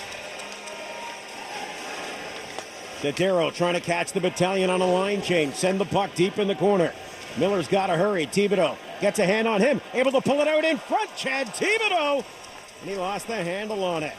Robinson. Nick Paul on the back check. Bails out the defenseman there. What a great play by Paul. Paul has the puck. Rifles it off the glass to Brandon Robinson at center. Robinson got to get the feet moving looking for that pass, and they blow it on the offside. Brampton Battalion, if they're hoping for something easy, it's just not going to happen against the Sudbury Wolves. We've got a pretty decent crowd in the building here. They don't want to see this be the last game ever. especially on home ice, and they just need to get a couple lines to get that mojo going back to back. They've had it in spurts. They just need a couple shifts back to back to kind of show the Wolves it's going to be a tough night for them. Off the boards. Wynn goes to knock it down. Baptiste gets in the way of that one. Menard working it through center. Gives it right back to the veteran Zach Bell. Bell up along the boards. Goodrow clears it down in the corner. Palazzi's out to play it. Moves it around the near wall. Menard knocks it down. He'll leave it as they get the gloving the puck ahead as it goes right to Micah Matteo. Menard pleading his case, saying he just knocked it down as you get the out-of-towns. Kitchener looking to put away the Guelph Storm tonight. The fun series in the Sioux and the Owen Sound partners, 3-3 in the second period. And Oshawa finding a way to get a 2-goal lead against a very resilient Niagara Ice Dogs team. They're looking to put away that series tonight. Bouncing puck back to center ice. McIver for Blue Jays. Blue Jays along the boards. Cantor picks it off. Got a man with him. That's Harris on the left side. Cantor going wide. Trying to turn it back through the middle, and staying with him is Jamie Lewis every step of the way. Lewis knocks it down along the boards. McLeod trying to work the puck free. Gets around Cummins off the play. Clark looks through the middle. His pass is knocked down, and it's pushed back to the center ice area where Blue Jays hammers it deep again.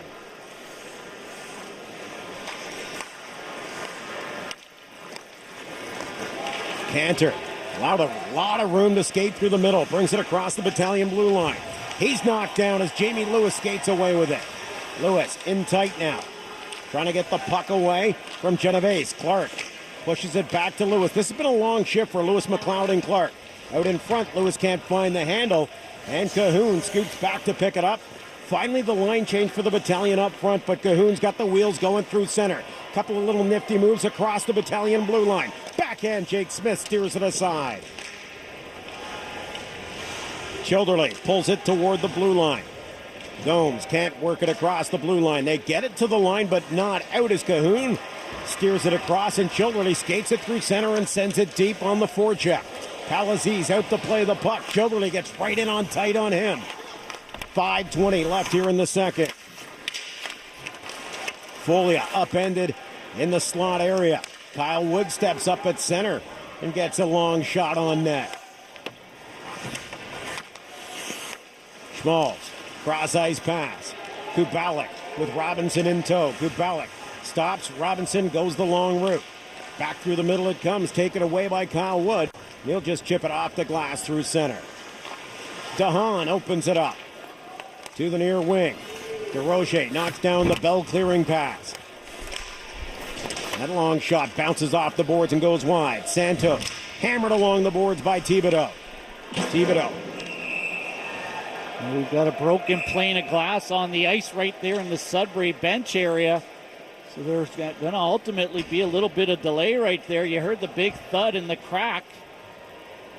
And of course, we know the rink staff here. We haven't seen it this year, so we'll have to see if the NASCAR pit crew partner can come out here and make the quick change. A little bit of contact right on the glass. It came out on its own, so maybe that was an earlier hit to kind of loosen it up. And thankfully for player safety-wise, there wasn't anyone there when that piece of glass fell. And that's why you have the padding on the stanchion right there as well, part of the glass that holds that into place.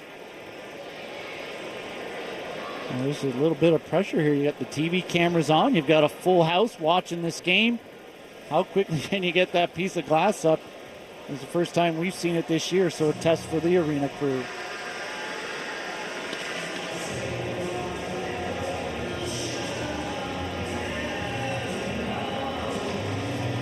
This is all with 4:38 to go.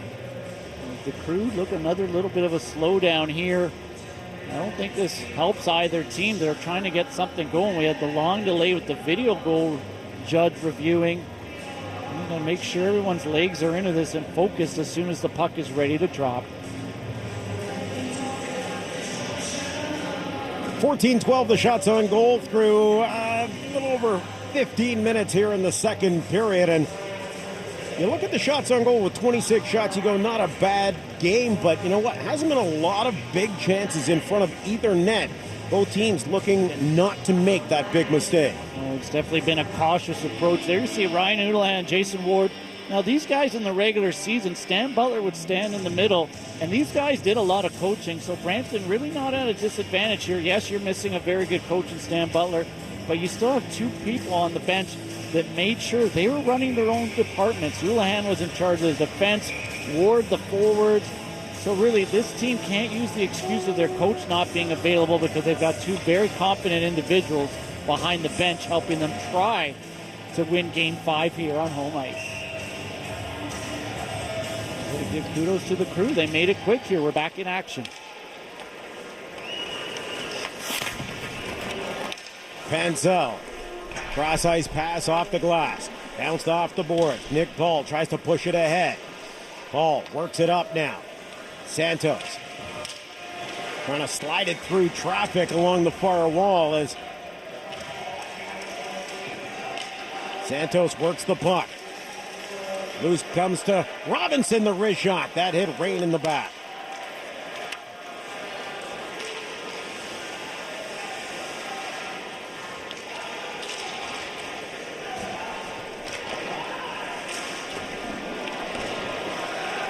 Opportunity for Robinson, one-on-one with Dodaro. Dodaro tries to cut inside on Robinson, and the puck comes to Campagna. He can't clear it, kept in. Loose puck out in front. Barclay Goodrow just couldn't take it off the skate in time as Nathan Pansell picks it up.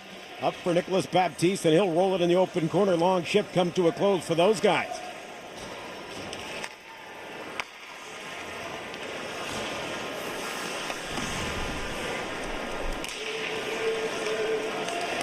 Peter rolls it back into the corner.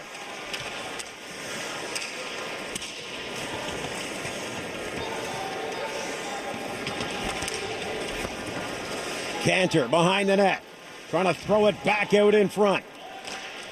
Genovese lost the handle. Menard jumps on it. Gains the blue line. Menard caught in traffic. Goodrow with the wrist shot. Tries to go 5-hole, but Palazzi's got enough to keep it out of the back of the net. Goodrow again. Rolling puck that Cantor goes to take away. He'll skate it across the blue line. Michael Cantor has been a force in this series. He'll put it in the open corner with 2:45 left here in the second. That squeaks by Rain. Back into the open corner.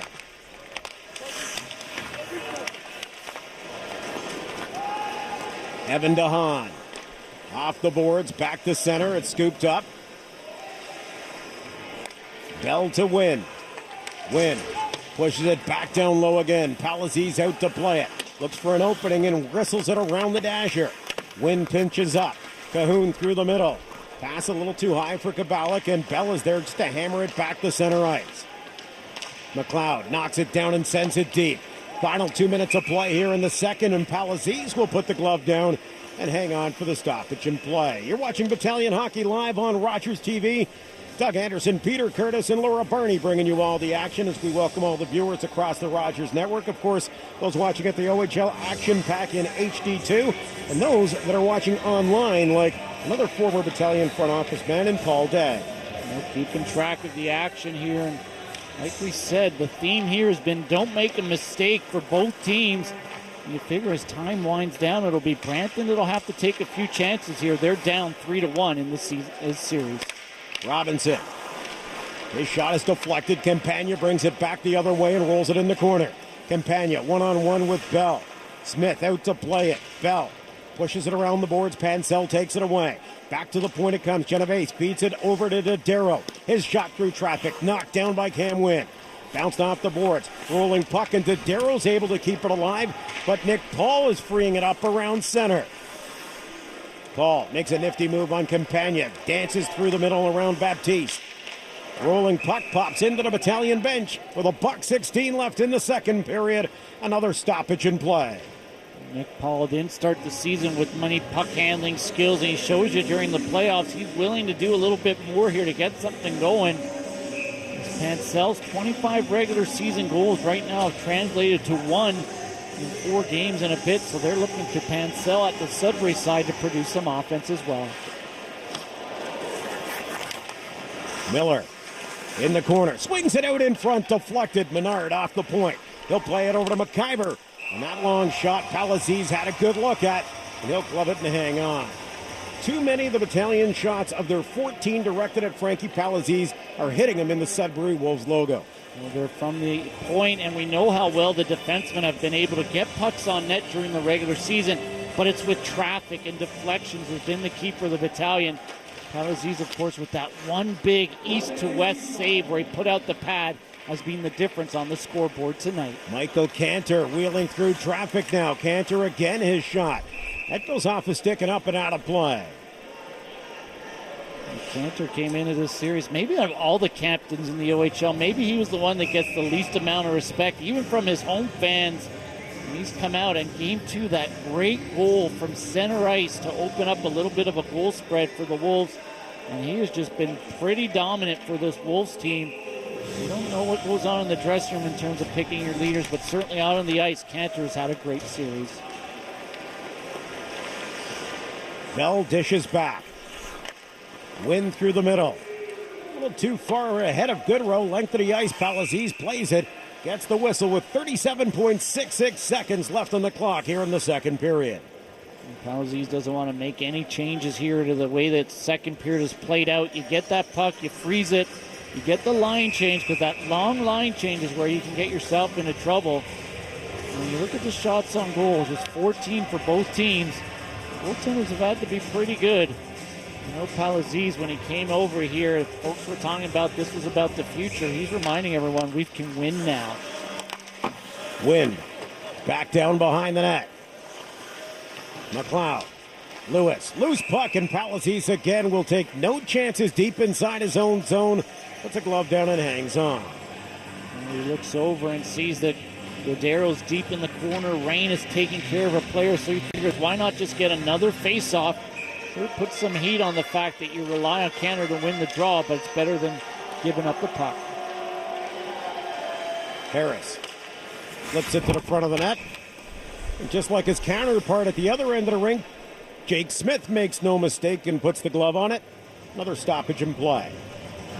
We definitely know that the fans of the Battalion here want to see this get extended. A big game last night in Sudbury where the Battalion came back 4-2. They played with some urgency, and you saw the offense and the action thrown at the front of the net. In this game, a different approach, and maybe that first goal here is just going to change the way both teams operate. Off the boards, Baptiste puts it to the open wing. Takes the hit as Zach Bell stops him up. Wind comes over.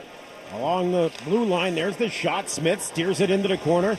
And with 5 seconds left in the period, Sudbury Wolves are starting to push forward against the Battalion. They finally get it across the blue line. That does it for the second period of play. Teams will go in the dressing room, a scoreless tie through 40 minutes of play.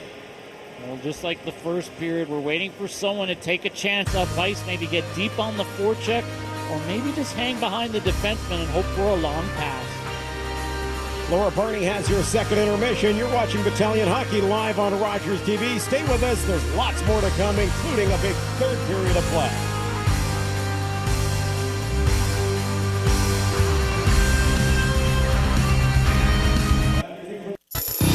Ottawa 67's captain Sean Monahan is skating among some elite company, rated as a top prospect for the 2013 NHL Draft.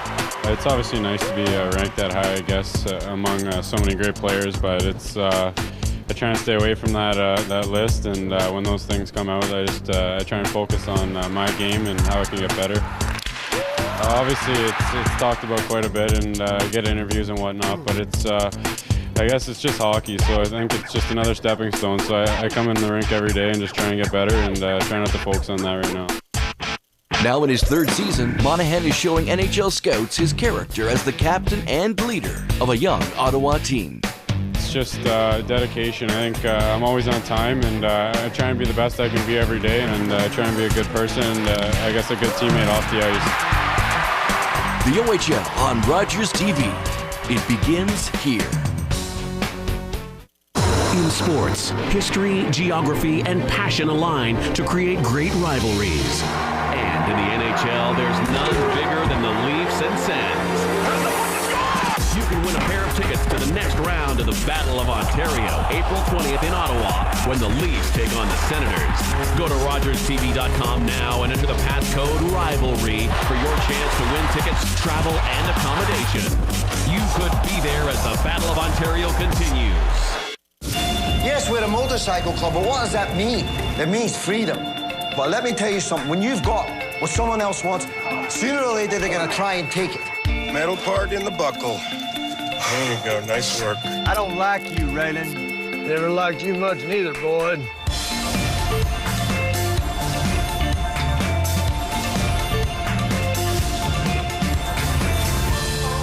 Order through your remote on channel 335.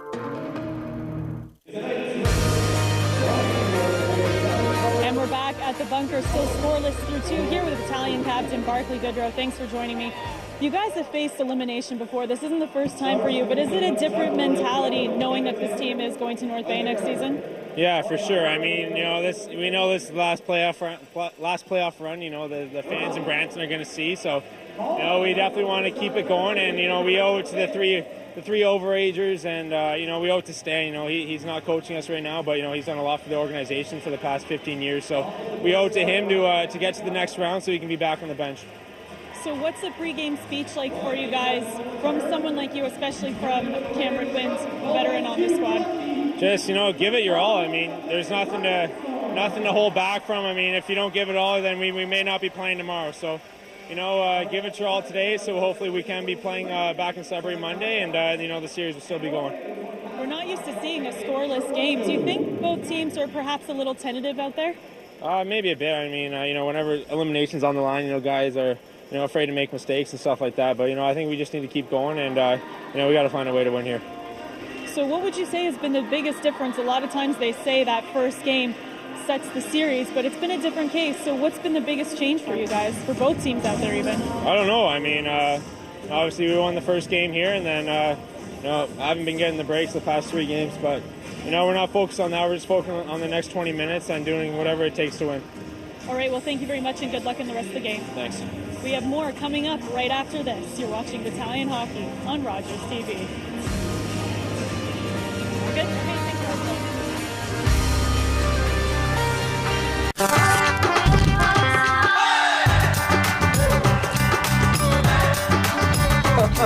for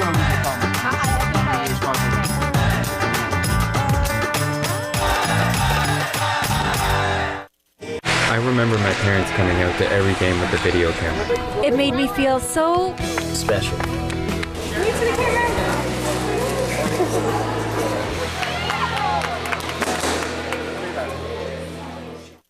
Be a part of the phenomenon. Les Miserables is one of the most acclaimed films of the year. Critics are raving. It's a spectacular achievement. The single greatest musical of all time. And now it's the winner of 3 Academy Awards, including Best Supporting Actress. Don't worry, I'll keep you safe. Les Miserables.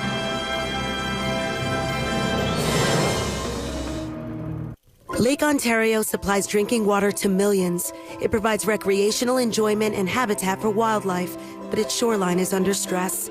Urbanization can impact shoreline habitat, but together we can ensure that growth is sustainable and balanced with environmental protection. Credit Valley Conservation's goal is to raise awareness and to explore ways to work together to protect and restore the vulnerable Lake Ontario shoreline. Contribute to our future. Get involved today. In sports, history, geography, and passion align to create great rivalries. And in the NHL, there's none bigger than the Leafs and Sens. You can win a pair of tickets to the next round of the Battle of Ontario, April 20th in Ottawa, when the Leafs take on the Senators. Go to RogersTV.com now and enter the passcode rivalry for your chance to win tickets, travel, and accommodation. You could be there as the Battle of Ontario continues. Through 40 minutes of play, a scoreless tie here in game number 5. The Brampton Battalion hosting the Sudbury Wolves at the Powerade Centre in Brampton. Back upstairs, everybody. Doug Anderson along with my partner Peter Curtis. And Peter, not just all the cliches, back against the wall, all that kind of stuff. You think a little more excitement would come out. I know they don't want to make a mistake, but you think they'd be playing with a little more intensity. Intensity, urgency, somewhere there's a word that they need to use in this second intermission for the Brampton Battalion that says, let's get something going here. It's the Wolves. They've got the 3-1 series lead. They'll sit back all night long. It's Brampton that needs to get something going here. Well, the Wolves seem to be the team that's being able to win the overtime game, so I'm not sure you really want to go that far as well. Take a look at some of the second period highlights, as you call them. As we go through these highlights, you look at a team that really are just looking for that one big opportunity. Well, even you see it on the power play and the PKs. Not a lot of a forecheck going on. One big save this period by Palaziz, where you get the opportunity. That was halfway through the period. But even after the whistle, not enough traffic there. There's the big save, and Palaziz gets over to make it look easy. And for Jake Smith, he gets his first playoff start in his career in the OHL after 57 minutes of action. And Brampton's done a pretty good job of protecting him away from a lot of action. That was the one that danced on the goal line. So from a Brampton perspective, Smith hasn't seen a lot of work. That's great.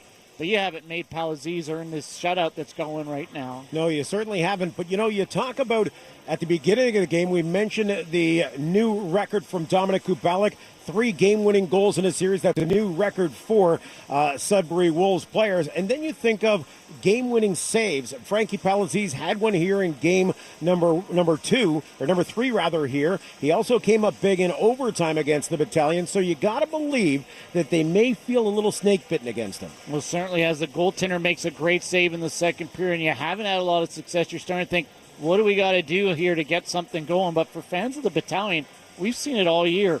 Defensemen get shots on point with traffic, a deflection, a rebound. It's not pretty. It doesn't make the OHL plays of the week, but for this Brampton Battalion, it was good for 4th in the Eastern Conference, and that's where they've got to start thinking. And that's what you talk about, getting back to getting those garbage goals that make a big difference for any team.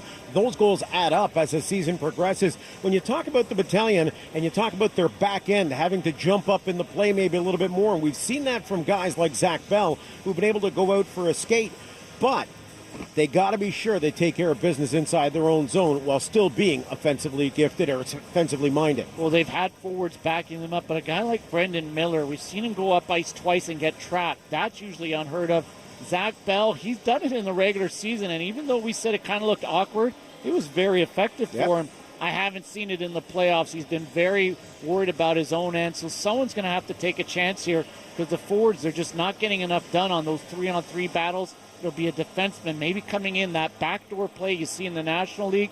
Maybe one of the Brampton defensemen's going to have to take a page out of that. We talked about Frankie Palaziz having the shutout through 2 periods of play. Well, Jake Smith has acquitted himself very nicely between the pipes for the Brampton Battalion, getting the start here for Matej Mahovsky. And you got to wonder if maybe the lack of the defenders jumping up in the play are simply because they have their young netminder behind them. Well, certainly they have the task of making sure their goaltender doesn't have as many chances that they would have with Mahovsky.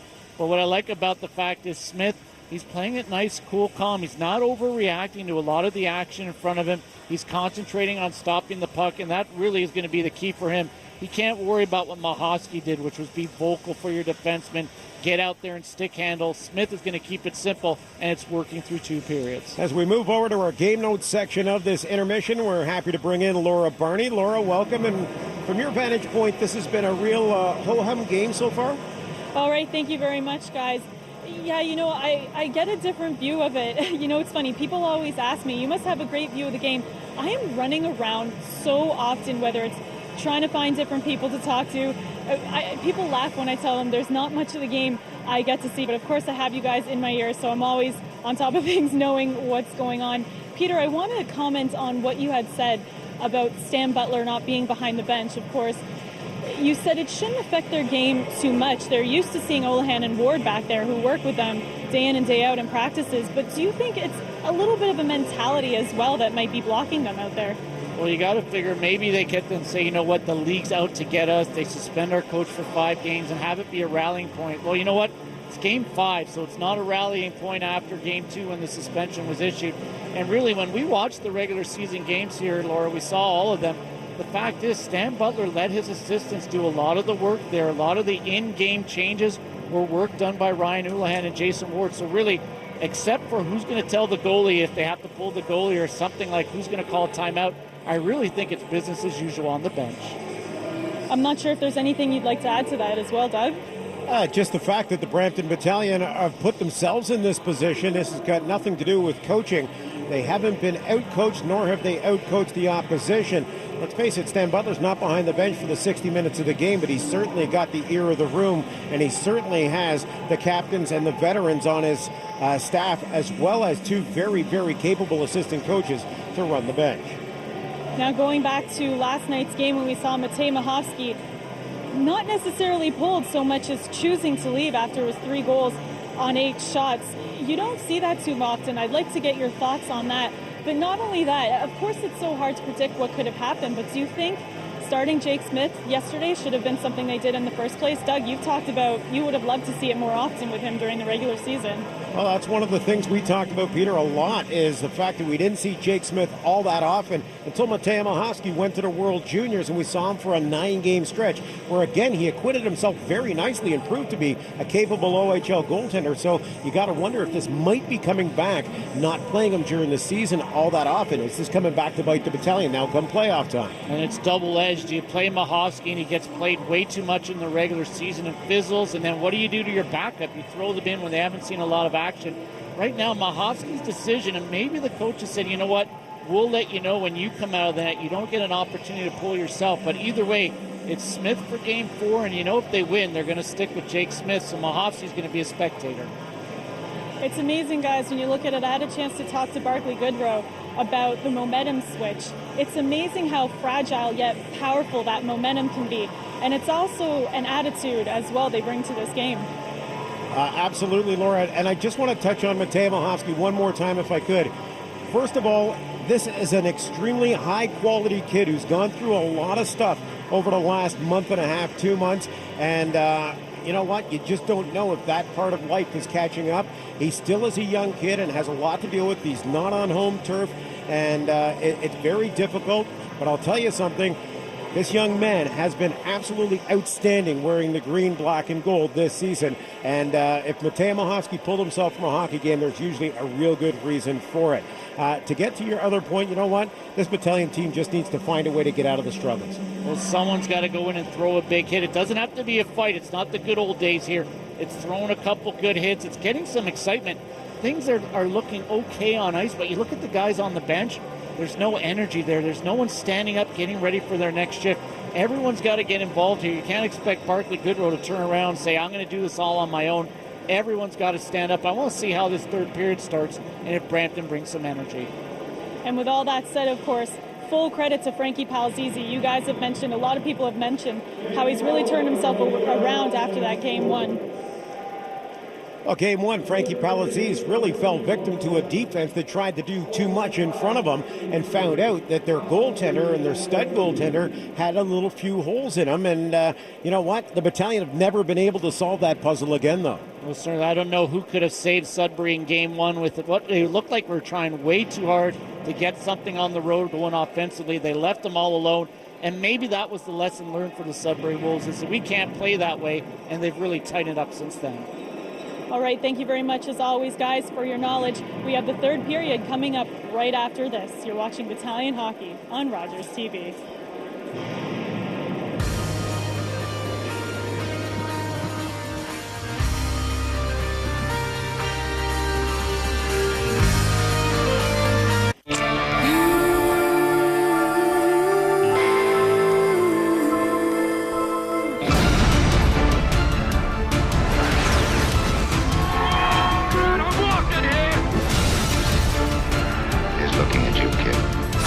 Always someone watching.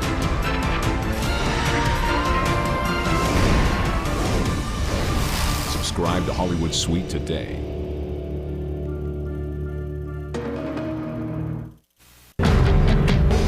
We can never truly efficiently do our job unless we are working jointly with the community.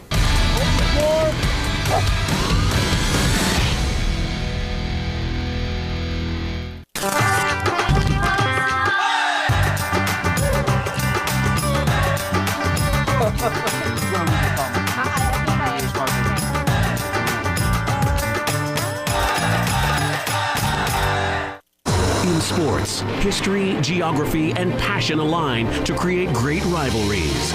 And in the NHL, there's none bigger than the Leafs and Sens.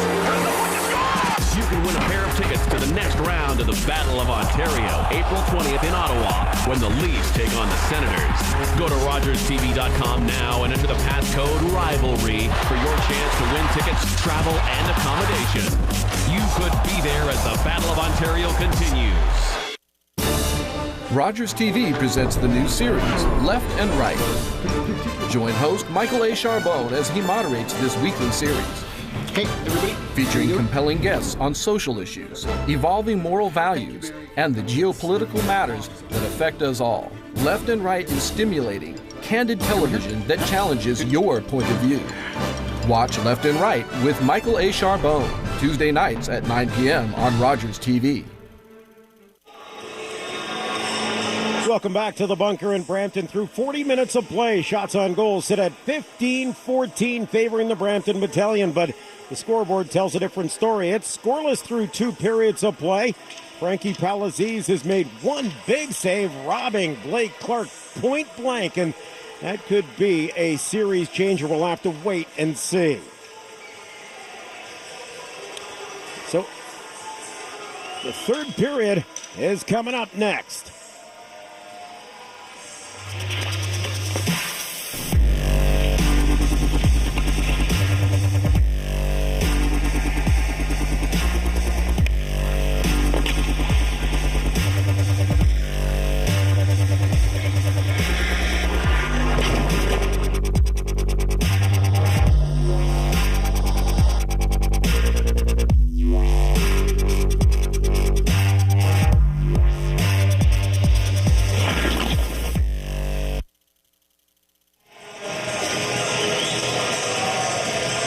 So the third period is upon us in what may be the final game ever for the Brampton Battalion on home ice.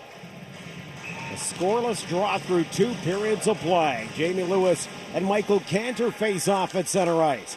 Cantor wins this one. Played along the boards. Lewis back on the line with Francis Menard and Barclay Goodrow.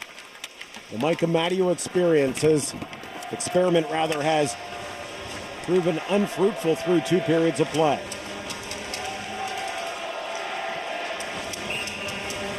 And certainly Lewis brings that ability to distribute the puck as a centerman here for the Brampton Battalion. They figured Amadio and his speed. Amadio no slouch in his minor midget year. He was voted the player of the year in the North. But Lewis back in that number 1 role, which he had for most of the regular season until they kind of lost it in a battle with Nick Paul. So we'll see if Lewis can get Goodrow and Menard, the 2 veterans, going offensively. Battalion through center. Childerley will chase it down in the corner with Evan DeHaan. DeHaan trying to get a piece of Childerley. Gomes in there as well. He's pushed off the play by Kevin Rain. Along the near wall it comes, and Thibodeau manhandles it across the blue line, and it's cleared by Nathan Cull deep in the corner.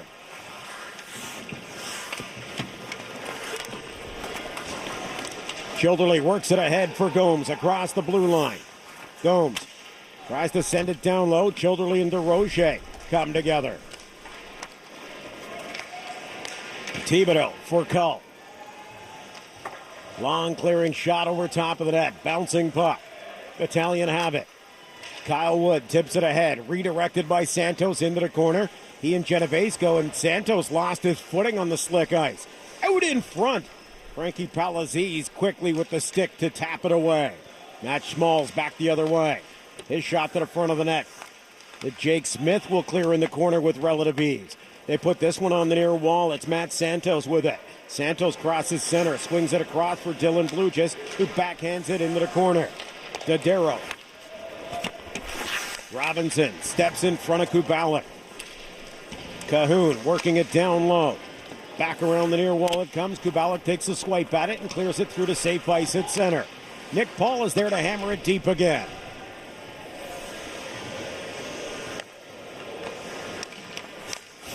Dodero off the boards. Broken up at the blue line. Goodrow can't catch up to it. Genovese puts it right into Goodrow, and they finally get it across the blue line. Goodrow tags up on the offside. Menard trying to work it back along the wall. It's picked up at the point by Cameron Wind. He'll step through center and play it off the glass and around the boards. Goodrow. Nice job to stop up that breakout. Menard comes in, dashing into the corner, looking for a loose puck. Pulls it inside out. Francis Menard with the wrist shot. That hit a body out in front. Menard couldn't get it through traffic. Darrow got in the way. Well, block shots have been a difference here in this game, but you got to figure one of these has got to get through and actually help to screen the goalie.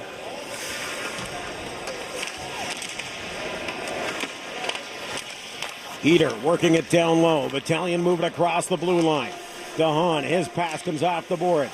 Lost the puck and Amadio steps in. Throws it across the ice and Blake Clark got caught in traffic. Ray Heater comes back through center. Heater pulls one in around McLeod. His shot is blocked. And whistles around the near wall and goes the length of the ice. That'll be called icing. They'll bring it all the way back inside Battalion territory. 16 minutes and 48 seconds remains in the third period of play. Sudbury realizes they've got an opportunity here to make quick work of this series. I like the fact Trent Paul took a team that was already building for the future, found a way to replace the fact Frankie Corrado's not in the lineup, but their defensemen have been taking some pretty good rushes towards the end of the regular season and into the playoffs. Played along the boards. Childerly pushes at it. Cummins knocks his man down. Fully along the boards. It squirts over the stick of McIver, and he has to go back and pick it up. Danny DeRocher watching him. It comes to Calvin Gomes. He'll clear the zone through center, and it's hammered back into Battalion territory by Tyler Prong.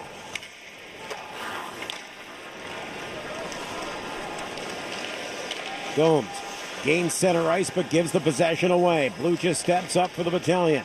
Back up for Folia, and he'll backhand it deep.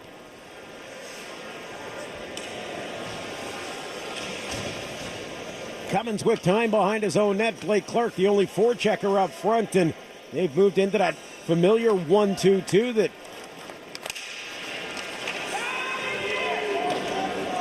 we've seen from the Battalion this season plenty of times. Through the middle, it's Matt McLeod. Crossing the blue line, McLeod leaves it in tight. Clark tries to feed it back to the point. Schmalz is there. He'll knock it down, and the Battalion send it back behind the net. Loose puck. Amadio goes after it. Clark leaves it for Amadio. Trying to turn away from the check of DeHaan, and McLeod comes over to help out. Clark works off of Cahoon to the backhand. Amadio on the rolling puck. He'll cycle it down low for Blake Clark. Clark leaves it for Mike Amadio. DeHaan trying to work the puck away from Amadio. McLeod for Clark. The Battalion look like they're just trying to wear down the Sudbury Wolves. Out in front, it comes a big opportunity on a bouncing puck. Frankie Palazzese finds the handle and stays with it. 5:04 gone here in the third period of play. You see a slight adjustment here by the Battalion. When the puck's in the corner, they're coming in, they're working a little bit harder. And you see the opportunity bounce in front of the goaltender. And those are the kind of, what we say, they won't be highlight reel goals, but here's a good play. Just bounce it in front. Hope that Palazzese can't track the puck. And you've got to win some battles here in the corner. Make it hard for the Sudbury Wolves to exit their zone. Long pass to Heater through center. Lucha steps up to meet him. Robinson hustles it behind the net. Santos comes back. Cantor just dives in and takes the puck away. Cantor for Heater. Caught in the skates of Nick Paul at the point. Dodaro shot through traffic. Gloved by Jake Smith. And he hangs on for the whistle. And this modus operandi here is going to be to just get the whistle every now and then. Like we said, his first OHL start. He had playoff action last night. As you see Dodaro get tripped up there. Good work by our camera crew to track all these hot spots. And Dodaro's not going to convince the back official to make a call there. But those are the little things you start to see from Jake Smith saying, you know what, I'll just get a whistle every time I catch the puck. Wynn leaves it for Bell. Bell. Menard, cross-ice pass, the bouncing puck. Has Barclay Goodrow on the fly. Genevieve stays with him all the way. Goodrow still has it, tries to feed it through traffic to Menard. It's off the boards, kept in by Wynn. Slams it down low for Jamie Lewis. Lewis has to cycle it behind the net. Genovese goes after it, moves it around the boards, and it's cleared to the blue line where Bell keeps it in. Menard out in front for Lewis. Slow shot and rolls wide of the net. Picked up by Campagna. Darting across the blue line. Bell comes over to meet him. One hands it into the corner.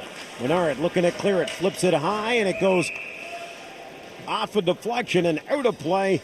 13:42 remains in the third period. We're scoreless in Brampton. Talked about both teams missing players for the Brampton Battalion. Raycroft wasn't dressed. He's a healthy scratch. Mahatch, that second line center, he's out. And of course, Connor Jarvis was out from the regular season there, the finale. And for Sudbury, they've got to make up for the fact they don't have Jeff Corbett or Brody Silk.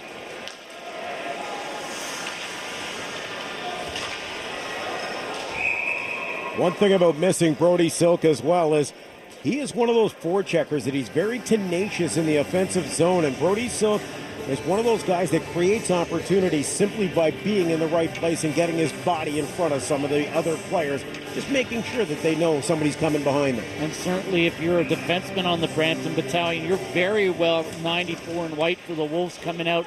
It's a little bit of intimidation. It kind of forces you to make a quick pass, put the puck on the boards a little sooner than you wanted to. Kyle Wood sends it deep. It rolls around the boards. Prong puts it up the far side. Miller can't keep it in at the blue line, but flips it right back on that. Bouncing puck. And Palazzese just watch it roll up his equipment and hangs on for the whistle. I think Palazzese was worried that if he moved that he was going to possibly knock it in.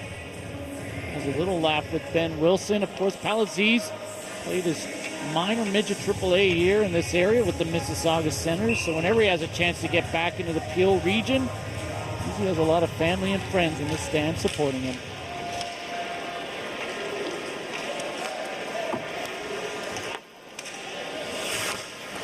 Smith out to play it. Has to hurry back to the net. Nathan Cull working over two battalion defenders, Jamie Lewis and Dylan Bluges. Cantor comes away with it. Throws it back up top. Rolling puck, Genovese deflected high and just wide. Jacob Harris turning away. Lewis can't work it free. Cantor down low. Cantor looks for a trailer. Knocked away by Marcus McIver, and he clears it to the point. Goodrow steps up to break that one up at the blue line. Lewis comes in to help out, and Genovese brings it back across the line. But stuck ahead of the play was Jacob Harris, so they blow it down. Both of these teams last night playing that overtime game. And folks, you're not going to hear anyone make an excuse about the fact they may be a little petered out after a tough, grinding game last night with an overtime and then having to play the following night. You're going to win an OHL playoff series. You can't make excuses like that. And I don't think the Wolves or the Battalion are going to look to that.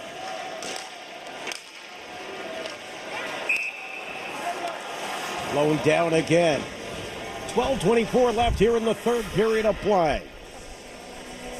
We jokingly talk about the fact that Kabalik doesn't score, Sudbury doesn't win with those 3 game winners in the last 3 successive games. Certainly he has shown that the import draft has worked well for the Wolves. Calhoun has just been skating great at both ends tonight, showing that the KK brothers are making it look easy out here in their first OHL playoffs.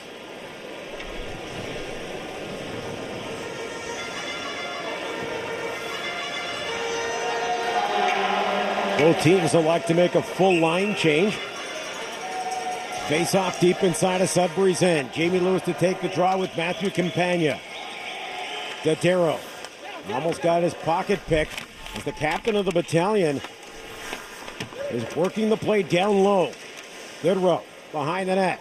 Still has it. Watched by Campagna. Leaves it for Menard. Swings it back up top. Win. Great job to keep it alive. In for Goodrow. Trying to get away from Campagna. Slides the wrist shot to the front of the net. Gets the rebound right back. Campagna working him over deep. Goodrow behind the net.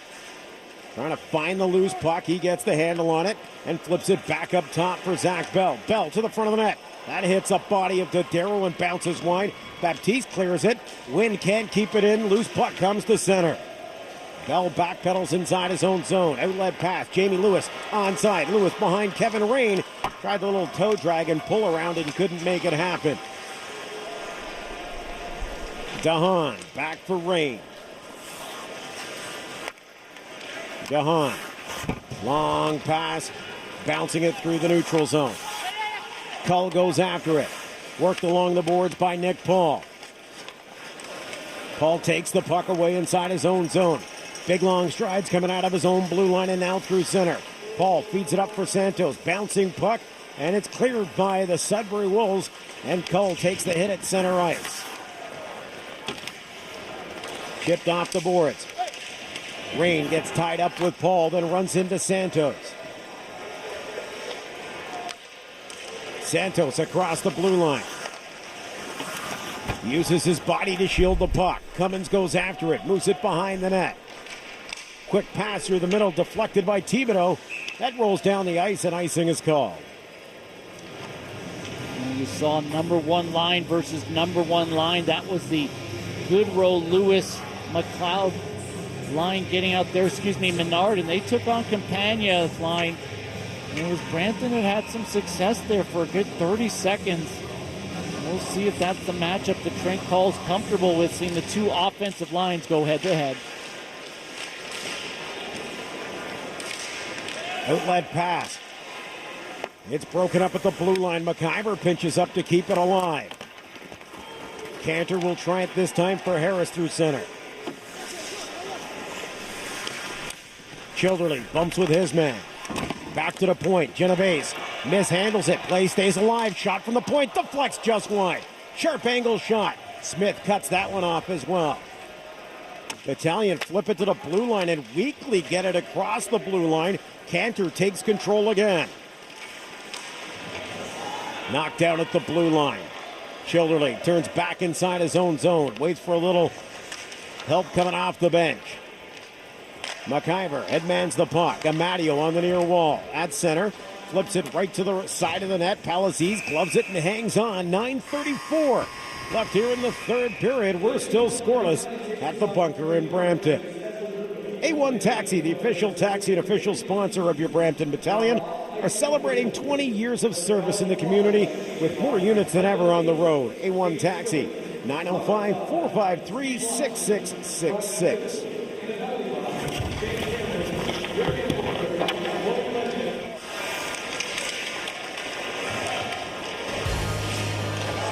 Aziz and Cantor have been a huge difference in this.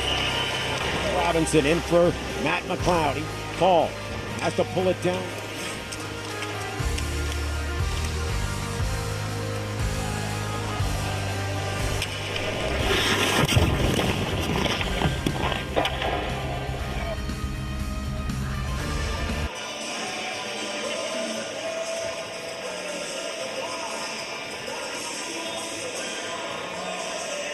Been a very physical game, but we haven't seen anybody been able to jam one in the back of the net as of yet. Certainly that breaks it down for 2.5 periods. Brampton still has the ability to prolong their playoff series, stay alive here. It's 0-0, and they just need one goal to keep it going. Wynn knocks it down, sends it into the open corner. Lewis can't get to it. Pansell has it. Jump off his stick. Wind has it now and moves to center. To play the dump and chase again. Jamie Lewis and Barkley Goodrow go flying in the corner. Squirts loose to Pansell. Through the middle. Rolling puck. Baptiste gets around Bell. Baptiste pulls up stakes. Hangs on to the puck at the circle. Rolls into the corner. Baptiste out in front. Back to the point. Rain has it. Sets it up for DeHaan. He tees it up. And he telegraphed that one, and Barkley Goodrow got that long reach out there. Redirected it high and out of play.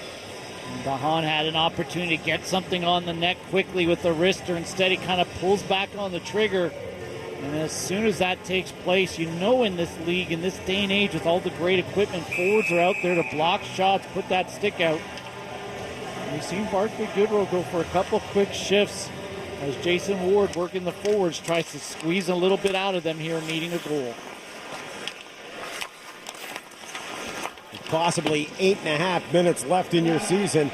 You make your horses do the hard work and do the heavy lifting and heavy running. Well, the big key, of course, for both coaches is you want to make sure your defensive pair, that number one crew. When you look at Sudbury, you want Kevin Rain out there against the big horses for Brampton.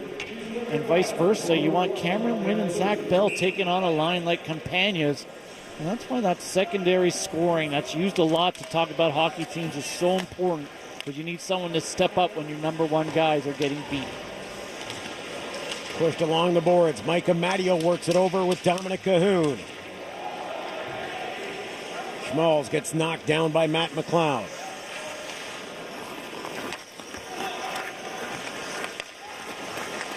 Clark for McLeod. Knocked down at the blue line and comes back to the Battalion blue line.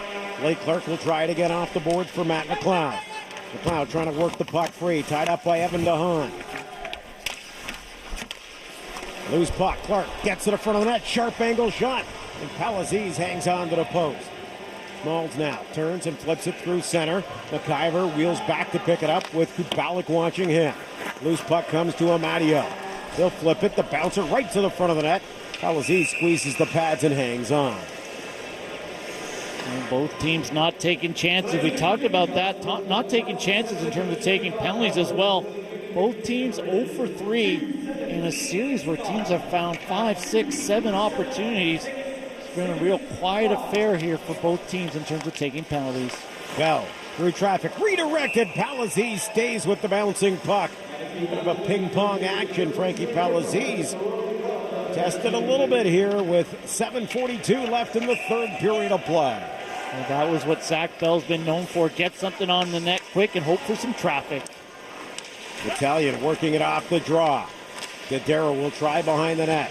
Santos is there to stop him up. Nick Paul comes over to help out.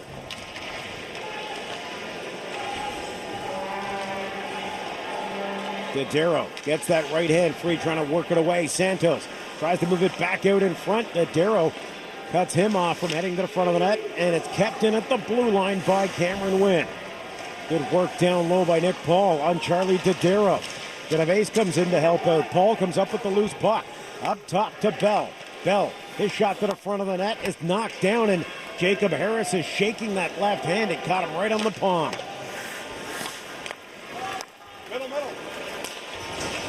Brandon Robinson. His pass through the middle intended for Jamie Lewis is broken up relatively easily. Zach Bell now. Open ice pass. Barclay Goodrow finds a little space at the top of the circle with the wrist shot. He rifled it low and just wide. That's what you want to see your captain doing, as Goodrow's been deadly in that zone. He frees it up. Jamie Lewis tries to get it over to Francis Bernard. Back the other way comes Matthew Campagna. Campagna across the blue line he comes. He'll roll it down low for Baptiste behind the net. Pancel looking to find a place out in front, and Zach Bell just runs over his man. Loose puck comes to Lewis. He'll skate it across the blue line. Lewis looking for some open space at center, and it's cleared behind the Sudbury net. And Menard was cheating in, gets caught on that. It'll just be an offside outside the blue line. And a little bit of excitement. First it was McLeod to the front of the net, then Goodrow missing the net. And the Sudbury fans were applauding the fact the counterattack for the Wolves was able to get up ice here. And now you start to see a little bit more urgency. He'll get Chillerly fight off the battle he's having with Thibodeau. But the fourth line for Brampton, they come out for their regular shift here with 6 minutes to go. So all four lines still hitting the ice for the troops.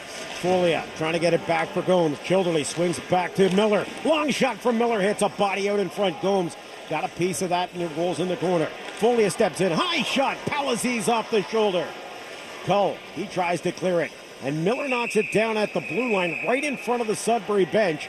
So Miller and DeRoche come together, but nothing comes of that little bit of extracurricular activity. You get the opportunity to see Palaziz. He's got to deal with the quick wrister. I like the fact he gets that blocker out. He wants to make sure he puts it in the corner. Maybe not perfect, but when you've got a shot like that, the ability to just take it and kind of throw it off to the side and take away the rebound, a real key to Palaziz's goaltending. Backhand into the corner. 5.5 minutes left here in the third period. Bell unable to hold the blue line. Plays it off for Cam Wynn on the far side. Wind, he'll play the dump and chase, and McLeod has to go after it. First on the scene, McLeod trying to get it free. Kubala can't get to it. Bell through traffic. Backhand in deep. It's Amadio swinging it through the top of the blue ice. Wind, a sharp angle shot, hits a body. Amadio finds a trailer on the play, and Clark in his skates had a wide opening. It's 3-on-2 the other way. Kubalik to Cahoon across the blue line. Finds an open man. Schmoll's shot goes wide. Off the back boards, they clear it off a body, and it rolls down the ice. Under 5 minutes left here in the third, and Palazese will put the glove down and hang on for the stoppage in play. So Blake Clark sent in on a big opportunity and got the puck lost in his skates, and it came back to a 3-on-2 the other way. Sudbury on the counter-attack there when Clark gets kind of looking down saying, I don't know where the puck is, and realizes he no longer has an opportunity to play it. McIver. Shots blocked. Robinson. His shot knocked down by Kevin Rain. Rolling puck out in front. Nick Paul can't strip it from Michael Cantor. And it's cleared to the blue line. Jacob Harris along the far side. He looks no worse for the wear after taking the shot off the hand. McIver inside his own zone. His flip pass knocked down by Harris. He'll clear it in the open Battalion corner. Lucius has to hurry as Heater is coming up quickly behind him. Lucius stops to go the other way now. He'll feed it along the boards for McIver. Taming the rolling puck. He gave it away to Harris. Nick Paul comes in to bail out his veteran defenseman. Santos rolls it through center. Dahan back for Rain. Cantor takes the hit. Smith leaves it for McIver. Robinson knocked down at the blue line. Jamie Lewis turns away from the check. Santos trying to get off. Lewis taking the puck deep. The lone man deep inside of Sudbury territory. Genovese pins him against the glass. Here come the Wolves back the other way. Pancel darting in across the blue line. Bell clears the puck out of harm's way. Campagna picks it up. Bell steps up to Baptiste. It rolls in behind the net, and Jamie Lewis dives down to pick it up. Francis Bernard looking cross ice for Barclay Goodrow. Goodrow at the Sudbury blue line tries to beat the backhand of Bernard. Finds a loose puck. Tees it up for Bell in tight. Out in front. And it's through the blue ice. Back the other way. Baptiste with a head of steam through center. Finds he's 1-on-2. Comes across the blue line and turns and rolls it in the corner. A full line change from the Wolves. Zach Bell cheats down and his back check takes away Sudbury. They decide to go for a line change. Nicholas Folia's clearing pass through the middle is picked off. Then Bell runs into DeRoche and knocks him for a ride. Dahan steps up, plays it down low. Bell almost gave it away though. Zach Bell behind the net. Cameron Wynn has to hurry for it. Gomes watching his veteran defender just push it ahead, and Gomes gets the center and clears it deep in the corner. 2:42 left here in the third. Childerley behind the net. Dahan looking for an opening through the middle. Clears it off the glass, and Folia had his stick hop out of his hands, but follows up. McIver now has it. He'll play it through the middle. Redirected. The crowd getting into it here at the bunker in the Powerade Centre. Thibodeau through center. He'll play the dump and chase. Trent Cole doing his best to match lines with a Battalion team that's changing every 25 seconds or so. Nifty move from Brendan Miller. Miller to the front of the net. Just can't get it around Palazese. It's cleared to center. And McLeod pushes it off the far wall. He'll chase on the forecheck. Through center it comes. Schmall's pass is knocked down, and McIver plays it back for Bell. He pushes it along the board. Schmall's trying to get it back to the point. Clark is over there as well. Battalion can't clear it to Darrow. To the open man. Genovese. Wrist shot wide of the net. Clark goes after the rolling puck. Gets it through the middle. McLeod's got to hurry to get to it, and it's cleared back to safe ice at center. Kubalik, so dangerous out there with Cahoon. Cahoon to the backhand, trying to get around a diving and sprawling Zach Bell. Brandon Robinson goes for a bit of a skate, gets stopped up between the blue line. It's Evan Dahan wheeling it through traffic. Dahan for Michael Cantor. Cantor gets caught up with Francis Menard. Heater looks for a trailer, finds Jacob Harris, gives it back to Heater, out in front, and it goes through the blue ice in the corner. Kevin Rain's long shot through traffic goes high and into the near corner. It's Heater playing it to the far side, and we're going to get this one blown down, and the face-off will come outside the blue line. 1 minute, 2 seconds left in regulation time. 3 minutes of excitement. Things pick up with a couple body checks, a couple players giving their all. And both the teams saying, you know what, let's try and get this done before we get to overtime. You can even see Zach Bell gets us going at one end. And it was a big hit, but the players were taking some long shifts there. The emotion was in their blood. and they forgot they need to go for a line change too. Menard, cross-ice pass. Goodrow goes after it. Goodrow slaps it to the front of the net. That goes wide. Goodrow for Nick Paul. Leaves it down for Francis Menard. Menard twisting and turning, trying to get away from Evan DeHaan. Menard takes the hit from Cantor. Gets it to the front of the net. Puck rolls free. They jam at it. Loose puck in the slot. Comes back to Bell. Bell shot from the point. Goodrow takes a swipe at it. It goes wide. Up top again. Bell over to Wind. Out in front, tipping wide. Bell at the point. Feeds it to the front of the net. Goes wide. Rain slaps at it. DeHaan clears it to the far side. Paul can't get to it. Harris has the puck through center. Harris across the blue line, little inside out. Bell takes a swipe at it. Side of the net, they bounce it wide. Wynn clears it in the corner. Goodrow rolls it around the dasher and back through center ice as time expires. We got bonus hockey here in game number 5. Well, it picks up at the very end when you think it would be absolutely tight. No way. Both teams showing they'll open it up here. And we are setting ourselves up for overtime as Matthew Campagna and Menard continue their conversations. Hey, guys, you got to do it on the scoreboard. Don't waste your breath here. Get into that dressing room. 25-17 the shots on goal through 60 minutes of play. The Brampton Battalion and the Sudbury Wolves are scoreless. Overtime heroics will come from one side or another. We'll come back with a short break and more to come from the Powerade Centre in Brampton. Stay with us. Call the Rogers TV viewer response line at 905-897-3994 or email us your comments.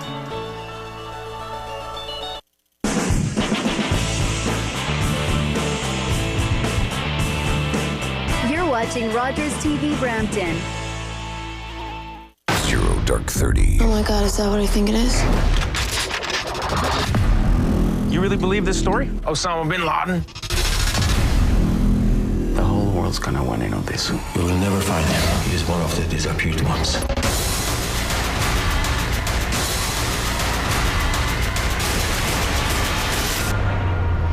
Zero Dark 30, now on demand.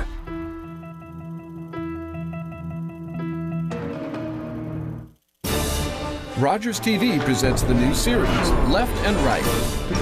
Join host Michael A. Charbonne as he moderates this weekly series.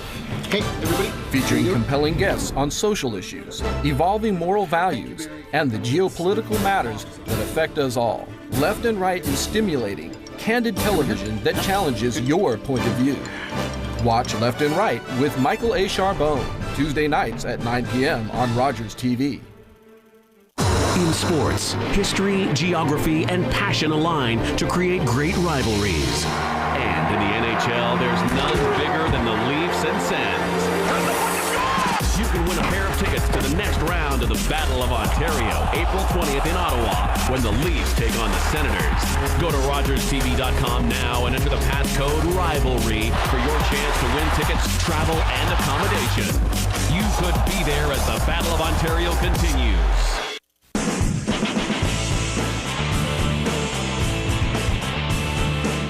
You're watching Rogers TV Brampton.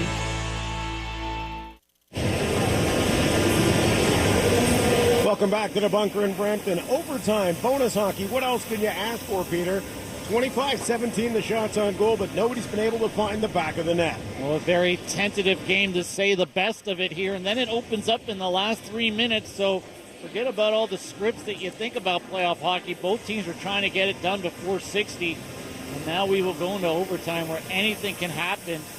We'll see if the teams come out with that same approach or revert to that tentative style of the last 57 minutes. You know, we talk about the battalion in the last 2.5 minutes playing with that little bit of desperation that you and I wanted to see more of in this hockey game. And you wonder if they could have held that up for 60 minutes. Well, they could have had a little bit more. And either the coaching staff said, hey, guys, you had a tough game 5. Let's just keep it simple. And they took that into the dressing room and said, that means don't take chances.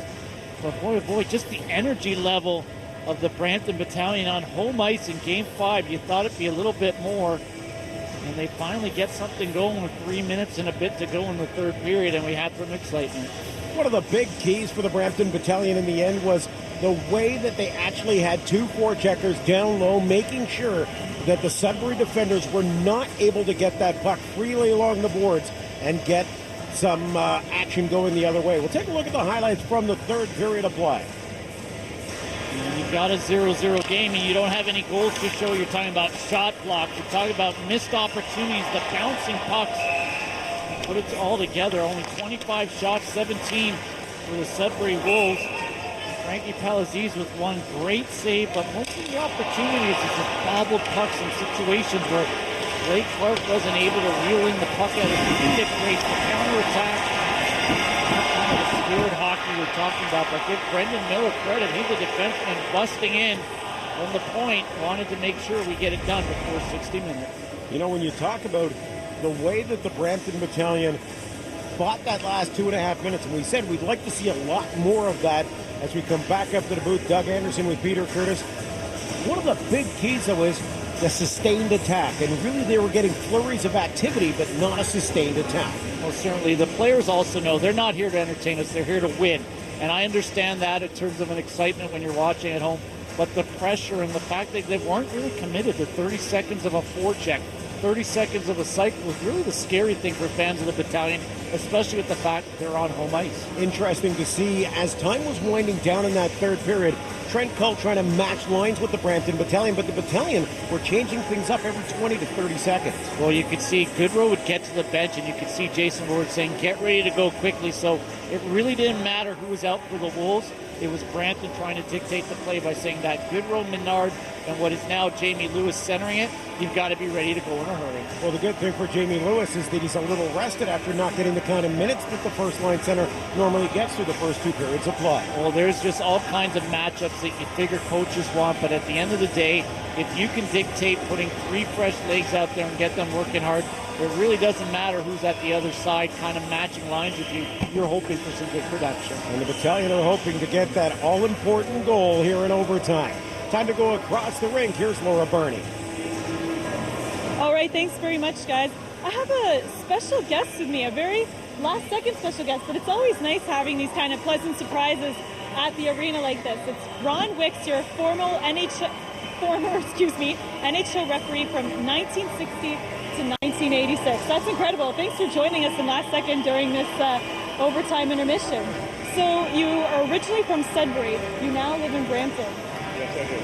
So you had told me something interesting beforehand. Correct me if I'm wrong. You said you're the only referee that's in the Sudbury Sports Hall of Fame and the Brampton Sports Hall of Fame. I think the only individual is in the Sudbury Sports Hall of Fame and the Brampton Sports Hall of Fame. So how did that come to be?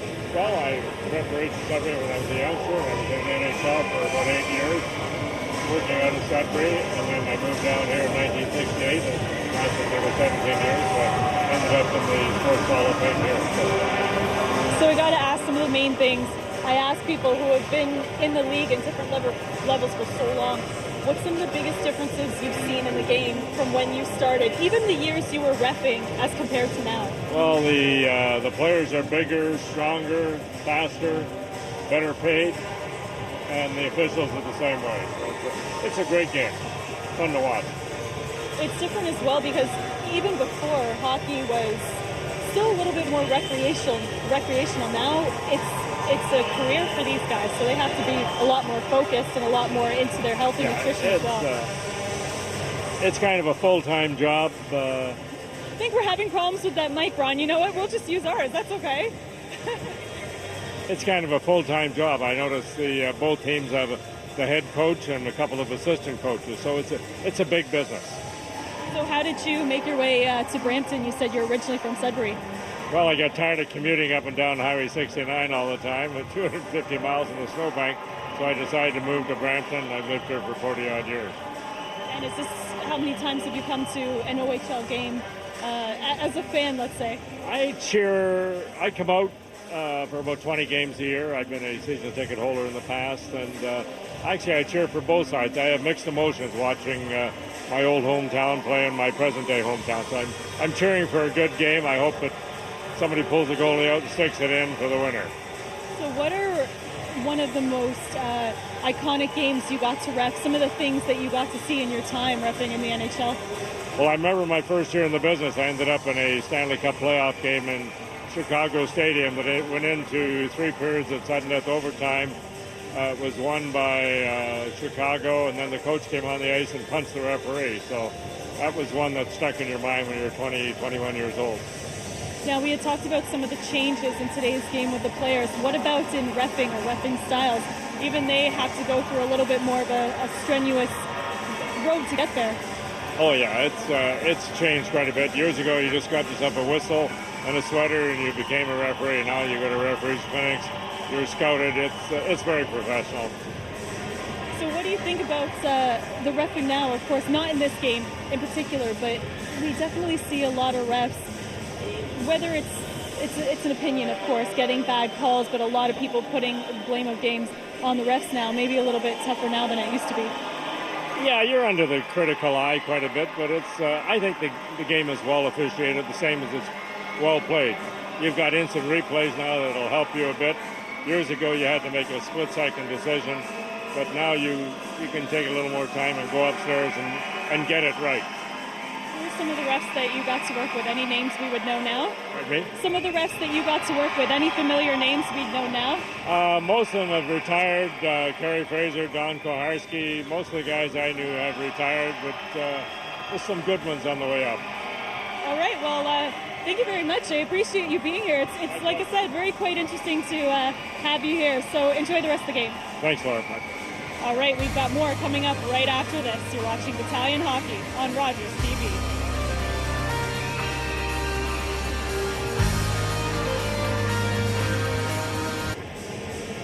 Looking for an all-access pass to the Major League Baseball games you want to watch? Rogers Super Sports Pack has you covered.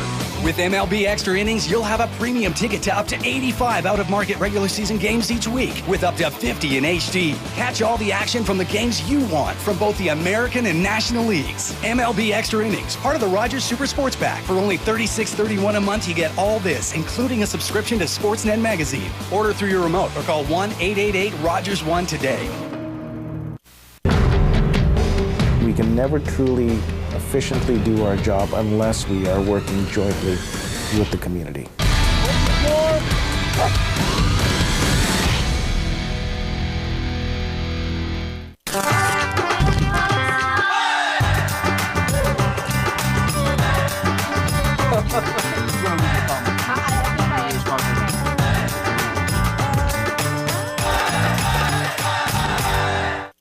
In sports, history, geography, and passion align to create great rivalries. And in the NHL, there's none bigger than the Leafs and Sens. You can win a pair of tickets to the next round of the Battle of Ontario, April 20th in Ottawa, when the Leafs take on the Senators. Go to RogersTV.com now and enter the passcode RIVALRY for your chance to win tickets, travel, and accommodation. You could be there as the Battle of Ontario continues. Rogers TV presents the new series, Left and Right. Join host Michael A. Charbonne as he moderates this weekly series. Hey, everybody. Featuring compelling guests on social issues, evolving moral values, and the geopolitical matters that affect us all. Left and Right is stimulating, candid television that challenges your point of view. Watch Left and Right with Michael A. Charbonne, Tuesday nights at 9 p.m. on Rogers TV. Both the Sudbury Wolves and the Brampton Battalion are looking for their own special hero in a scoreless game through 3 periods of hockey. We move to overtime. Back upstairs, Doug Anderson, my partner Peter Curtis. And Peter, you know the Brampton Battalion down 3-1 have a couple of guys sitting in that dressing room, a lot of veterans, a lot of guys that are sitting there going, this could be their last period of OHL hockey. They're going to leave everything they can on the ice. But you got to believe they may be squeezing the stick a little bit tighter, knowing that everything could come to a close tonight. Well, I was surprised to see all 4 lines and all 3 defensive pairings in there until the final part of the third period. I want to see what comes out in overtime here. I know Kyle Wood had a great season, junior A level, but is he going to get a regular shift? Is the 4th line going to get a regular shift? Hey, I want to see Chillerly get on the first line, maybe work with Goodrow and Menard, mix it up, try and get something going offensively. Let me throw this one out. How about Chillerly moving back to the point, maybe replacing Kyle Wood? Well, certainly that would be one that we saw him get an opportunity to work the power play, and we were really happy with how he's moving the puck. It's a big step for Kyle Wood. I mean, he didn't think he was going to get an opportunity to star here in the playoffs. With Raycroft being a scratch, Wood, the rookie's in the lineup. Not a lot of pressure on the Sudbury Wolves as they make their way back to the ice. Up 3-1. They cannot afford to give away a game, but certainly losing a game in overtime on away ice is not that big of a deal heading back home up 3-2. Well, certainly with the fan support they had in game 3 and 4, they're not feeling it like the Brampton Battalion. But I can tell you right now, from a coaching perspective, you can get it done tonight. You want to get it done. You don't want to keep it alive. That gives you an extra game to worry about injuries, suspensions, and possible some bad luck, making it very easy for Brampton to get into the series. Kitchener Rangers knock off the Guelph Storm in 5 games with a big 4-2 victory over the Storm. Well, Kitchener finds a way to get in there and take advantage of the fact they got on to Guelph in game 4, and when it was all said and done, Kitchener does get through. That was the 4-5 battle. And for Owen Sound finding a way against the Sioux on home ice, you got to figure going back to the Sioux for game 6, if Owen Sound heads up, it's going to be a big house in the Sioux to take care of business and help their Greyhounds for game 6. And Oshawa leads Niagara. Actually, that's a final, so the Niagara Ice Dogs have now been eliminated as well. A 3-2 final. The Oshawa Generals win that one. And fans in that St. Catharines, Niagara region, they are used to long playoff runs, and this will be the first year in a long time their rink won't be seeing hockey later into the playoffs. Well, depending on what happens in overtime here, game 6 might be necessary. That's back up in the Sioux, or back up in Sudbury, rather, as the Wolves are at home to the Battalion. That's April the 1st and April the 2nd, if necessary as well. We're back here at the Powerade Centre in Brampton. Good look at Trent Gull, and you know what? He's really done a good job behind the bench, matching lines with the Battalion and making sure that he's got the right personnel going against the right personnel, and that's why they've been able to battle to a 3-1 lead in this series. And you talk about the Sudbury Wolves' success. Trent Cull, a young coach, believes in coaching and teaching, but he's also found a way to get his team playing hockey at the right time of the year. So a bit of an inspirational kind of coach, but very good when it comes to being a teacher as well.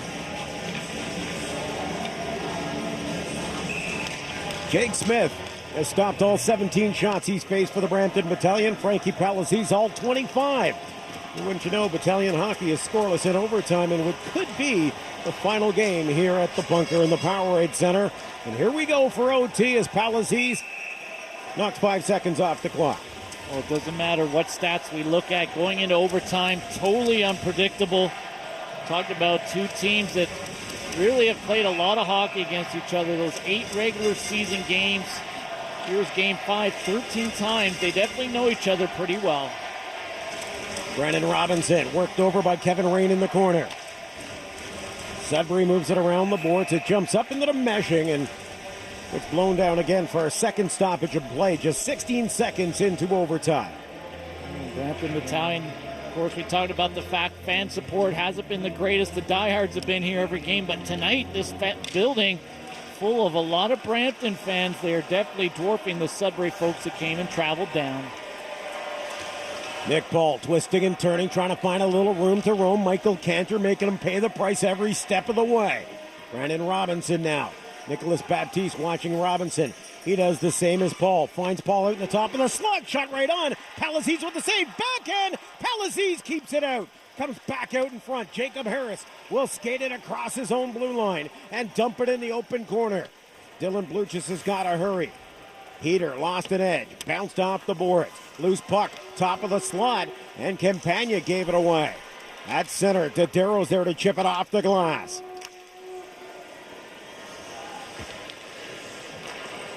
Santos. He can't clear it at the blue line, and the Battalion have got to be a little bit more diligent to make sure that first time they get a shot at clearing the blue line, they get and are successful. Campagna, wrist shot. And Jake Smith makes the save. Behind the net, Campagna looks for a little opening. Was off a skate. Jake Smith stays with it and hangs on for the whistle. 18:37 left in OT. Well, the way Campagna was maneuvering behind there, you kind of figured he was looking to get something to bounce off a defender, maybe bounce off the goalie. You see Campagna just floats it out there. It wasn't much of a pass. And it bounces off the person in green and gives Smith a little bit of trouble. Cam Wind off the faceoff. Barkley Goodrow gets it through the middle. Francis Menard Knocked down by Charlie Dodaro through center. Wynn's going to have to hurry as Matt Schmaltz is right on top of him. Gave it away. Cahoon's pass out in front is knocked down. And Menard comes back the other way. Throws it cross ice. Jumping up in the play is Zach Bell. Bell looking for a trailer. No one's home there. At the side of the net. It's Bartley Goodrow. Schmaltz back the other way. And Bell catches up to him and makes him pay along the boards. Menard realized he had to cover for Zach Bell, who went deep behind the net, and luckily for Brampton, Menard gets himself in position. Goodrow tries to kick it through the middle. Jamie Lewis on the dump and chase. Battalion changing the first line. Throw a new set of forwards over the boards as Foley and Childerley come on. Gomes jumps on as well, so that fourth line getting an opportunity for the Battalion. Played to the far side. It goes off a skate, and DeHaan backpedals at center. Leaves it for Kevin Rain. Rain up for Cullen. He redirects deep. Miller's got to hurry behind the net. Backhands it around the dasher. Loose puck on the far boards. DeRoche for DeHaan. Through traffic. Hits a body and falls down.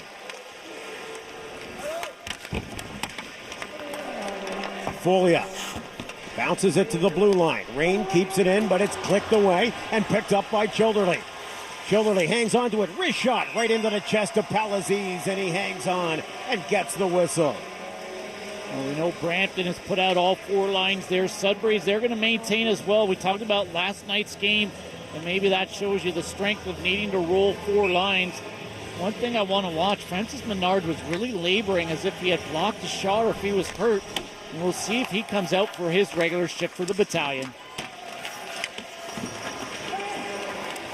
Out in front, Matt McLeod tries to go short side, and Palaziz gets the blocker on it.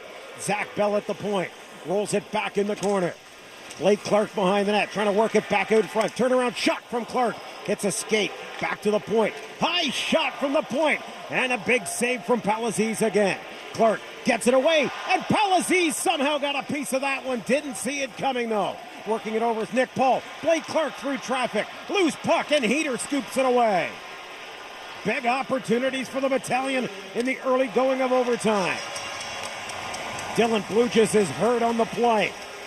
He collided with Heater inside his own blue line. Bluchis is clutching his right shoulder as he heads off to the bench. Now some pushing and shoving as Cantor and Bell come together. Clark is down on the ice after a big hit. The officials are taking an earful from Zach Bell. It didn't look dirty as Blake Clark shakes off the effects of taking the big hit. And Zach Bell's got to remain composed here. I'm not sure if Clark is yelling at the referee and then Zach Bell's telling him to stop yelling so I can talk to him. We're going end to end. Blue just gets hurt. Looks like his arm gets caught up with the fact that Nicholas Paul came back for the late line change. And we're going to see what the officials are reporting there. It didn't look like they had any kind of call. With Clark down on the ice, you see the emotion, but they've got to remain cool and calm here. And perhaps they're worried a little bit of time ran off during the face-off and losing sight of the puck down low. Right now, down in front of the Sudbury net, Francis Menard and Matthew Campagna are exchanging a few choice words, and that's the third time they've now gone at it. Now Menard's going back over to Campagna as our linesman Andrew Brown is starting to get in there.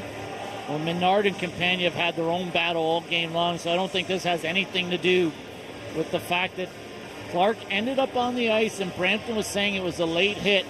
And I think right now they might just be reviewing the time on the clock with the fans yelling and the whistle at the blue line, and they want to make sure you get down to the end of an overtime period. You don't want to have 4 seconds lost due to a clock not being correct, so they want to make sure the time is right. Referees heading over to the Battalion bench as well as heading over to Sudbury bench to make sure that everybody's on par and knows what's going on. A lot of fun here in overtime. You got to wonder, the last 3 minutes of regulation and overtime, a lot of hits, a lot of turnovers, up the ice in a hurry. And for 57 minutes, I will go out and say it, it was a pretty boring game, partner, and now it's picked up a little bit of excitement. Yeah, absolutely. It's almost like for the first 2.5 periods or so, nobody wanted to make the mistake. Nobody wanted to give up possession deep inside. They all played that cagey kind of feeling out sort of game, and it really wasn't working for a great visual game. Both goaltenders had their big saves to make, but really the one that comes to mind early on was Palaziz stonewalling Blake Clark on an open shot. Other than that, All the big Battalion opportunities have come in the final 3 minutes of the third and overtime. Well, Jake Smith has seen a lot of pucks, and he's able to make saves, keep it simple. And Palazzese, that one big save, he went post to post, and then remembered he had to get over, and that was really one of the big plays, and that is why we're still at 0-0. And we'll see if the officials are happy with the time on the clock. It shows 16:23. And Ben Wilson has spent a lot of time on the phone. We had the video goal review. We've got the clock correction. Of course, the glass coming out. And they are saying no goal. And I guess we're sitting here saying there definitely didn't look like one that came close. I really thought it was time on the clock. Honestly, don't know what they were looking at. You know, usually I'm within the ballpark, but I'm going to say I'm way off on that one. I thought we were fixing the time on the clock. Off the draw, wind shot to the front of the net, goes over top, and Palazzese reaches up. Loves it, falls down and hangs on. Well, after we sorted out that we were checking a possible goal, we're back here with 16:19 to go. Campagna tied up with Lewis in the corner. We saw a couple of penalties coming overtime up in Sudbury. We'll have to wait and see if that's the case here in Brampton. 4 minutes gone. Bell knocks it down. Loose puck cleared off the boards and back through center. Well, that big long break, what it did was give both teams a chance to rest their first line. So you'll see the top lines back out on the ice. Bell for a win. Room to skate for Cam Wynn. Gets around Pansell. Up for Menard. Time for Dadero's pass. That goes off the stick. Jamie Lewis will redirect it deep. Dadero for Heater.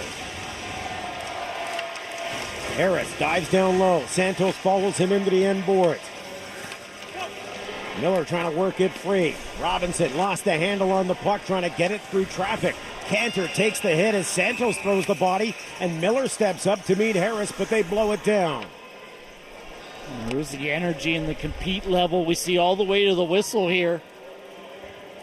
And for fans of both teams, you're kind of looking back saying, hey, why didn't we do this a little earlier? Well, you know what? It's easy to say sitting in the stands and watching on TV. But when your coaches have said, hey, let's keep it tight, wait for a turnover, you know what? The players will take that quite literally, and that was what the battle was for 2.5 periods. Miller behind his own net. Leaves it for Amadio. Turns on the Jets, gets around Match Malls. Amadio makes a move through center, weaving through traffic now, steps right in with the shot. It's blocked and goes wide. Still has the handle on the puck. Looks for a trailer. Miller's shot's low and wide. Picked up by the Wolves. Dadero flips it through center. Jumping on it is Cahoon. He leaves it. Kabalik's shot. And he looked for another overtime winner. Would have been his 4th of the series. Back to Dadero. Dadero fires that wide. Cahoon leaves it back. Kabalik's backhand, side of the net. Kabalik gets it back again, plays it into the corner. Cahoon trying to work the puck free. Trying to get some space. Cahoon, wrist shot, blocked out in front. Down is Jake Smith. It's cleared out of harm's way. Battalion roll it through center, and Dadero scoops it up. Amadio pokes it away from Kubalik. Goodrow back the other way now with Clark. Goodrow, wrist shot right on. Palazzese flashing the leather. Baby, oh baby, Frankie Palazzese shows what it's all about. We talked about the fact he's aggressive, maybe a little flamboyant at times, but this is the real deal here. He's got to get the glove out in a hurry. Traffic, his own defenseman in front of him, and he's able to put it out, grab it out of the air, and make sure there isn't a rebound. And fans of the Battalion were saying we're alive for just one more game with a goal, and Palazzese steals it back. Off the draw, Nick Paul working it down low. Got his back to Michael Cantor, who strips him of the puck. Cantor brings it out dangerously in front of his own net, but wheels it through center to Ray Heater. Heater tries to split the D, trying to give it up to Harris. It's pushed along the boards. Rain has it. He lets the shot to the front of that. That handcuffs Jake Smith, but he knocks it down. Again the shot. Knocked down. Cantor out in front. High and wide. Far side. DeHaan has the puck. Looking for an opener. Cantor gets it. Gets it away. Shot. Rebound. They score! Evan DeHaan in overtime. The Sudbury Wolves end the hopes of the Brampton Battalion.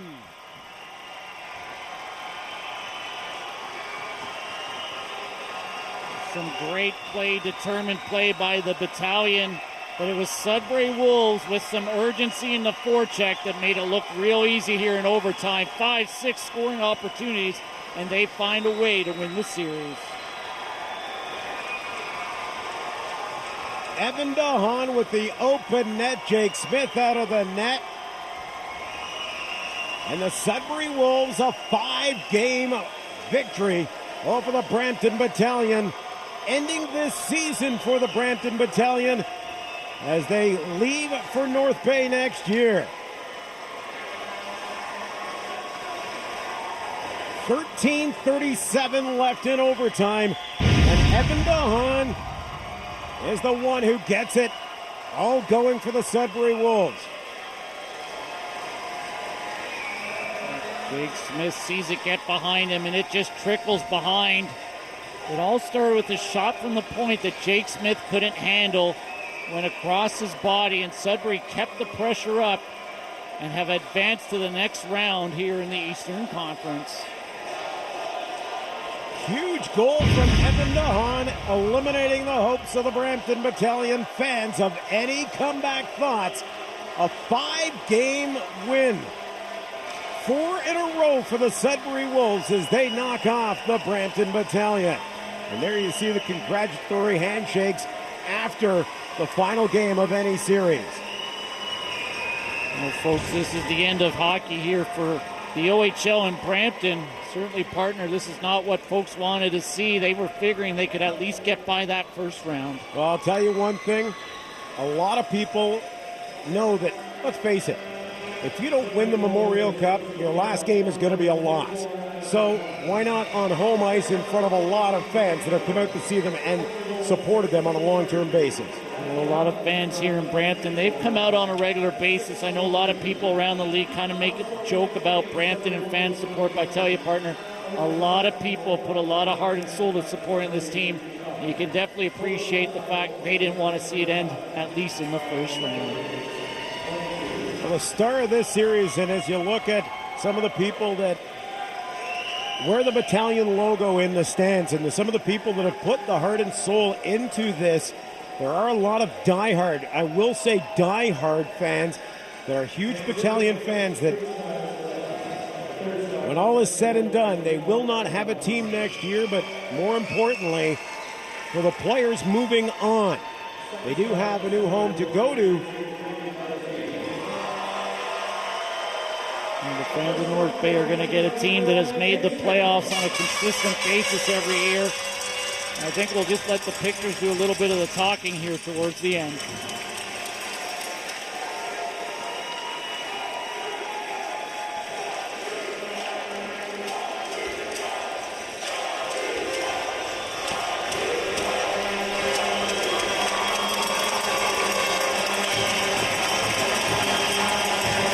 The thoughts right now are with the overage players, Brendan Childerley, Francis Menard. You know, the one that really sticks out, of course, Cameron Wynn, 5 years in a battalion uniform, and he'll skate off. Bigger and better things in life will come for all these players. They put a lot into this community here. Playing hockey's a fun gig. They get to go to school, but they've done a little bit more than just show up and play for their games, especially when you look at Cameron Wynn out there. He might be the last guy to leave the ice. He has put a lot in these 5 years with this organization. Sarge giving a final salute to Cameron Wynn, Barclay Goodrow, and Matt McLeod leaving the ice. Talk about 3 heart and soul players that have worn that logo on the front of their sweater, as proud as they've worn that name on the back of their sweater. And this is the tough part to any playoffs and seeing players move on. As you see the last of the Brampton Battalion heading down to that dressing room after their one last game.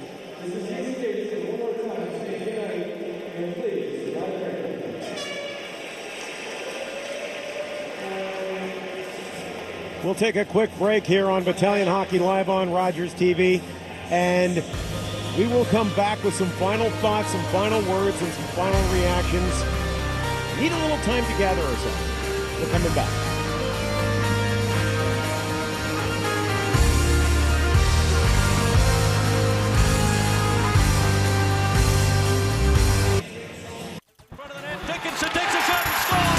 With his dynamic skill set and tireless work ethic, Wolfstorm center Jason Dickinson has emerged as a top prospect for the 2013 NHL Draft. I definitely look forward and kind of see what could come, but I also try and keep myself level-headed and think it's a day-by-day process. I want to get bigger. I also want to make an improvement on my passing and maybe make more heads-up plays and cut back on the turnovers. As Jason Dickinson continues to attract the attention of NHL teams, scouting reports will draw the inevitable comparisons to current pro stars. I just want to be Jason Dickinson for sure, but if there's anybody that I would compare myself to is Jeff Carter. Both pretty big forwards, and we use our size to our advantage in front of the net with our patience with the puck there. The OHL on Rogers TV. It begins here. In sports, history, geography, and passion align to create great rivalries. And in the NHL, there's none bigger than the Leafs and Sens. You can win a pair of tickets to the next round of the Battle of Ontario, April 20th in Ottawa, when the Leafs take on the Senators. Go to RogersTV.com now and enter the passcode RIVALRY for your chance to win tickets, travel, and accommodation. You could be there as the Battle of Ontario continues. Yes, we're a motorcycle club, but what does that mean? It means freedom. But let me tell you something, when you've got what someone else wants, sooner or later they're gonna try and take it. Metal part in the buckle. There you go, nice work. I don't like you, Raylan. Never liked you much neither, Boyd.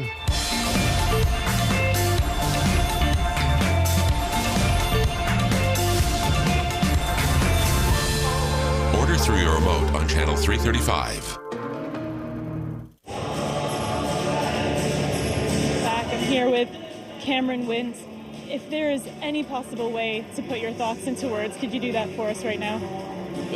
Heartbroken, I guess, today, but overall, it's been an awesome time.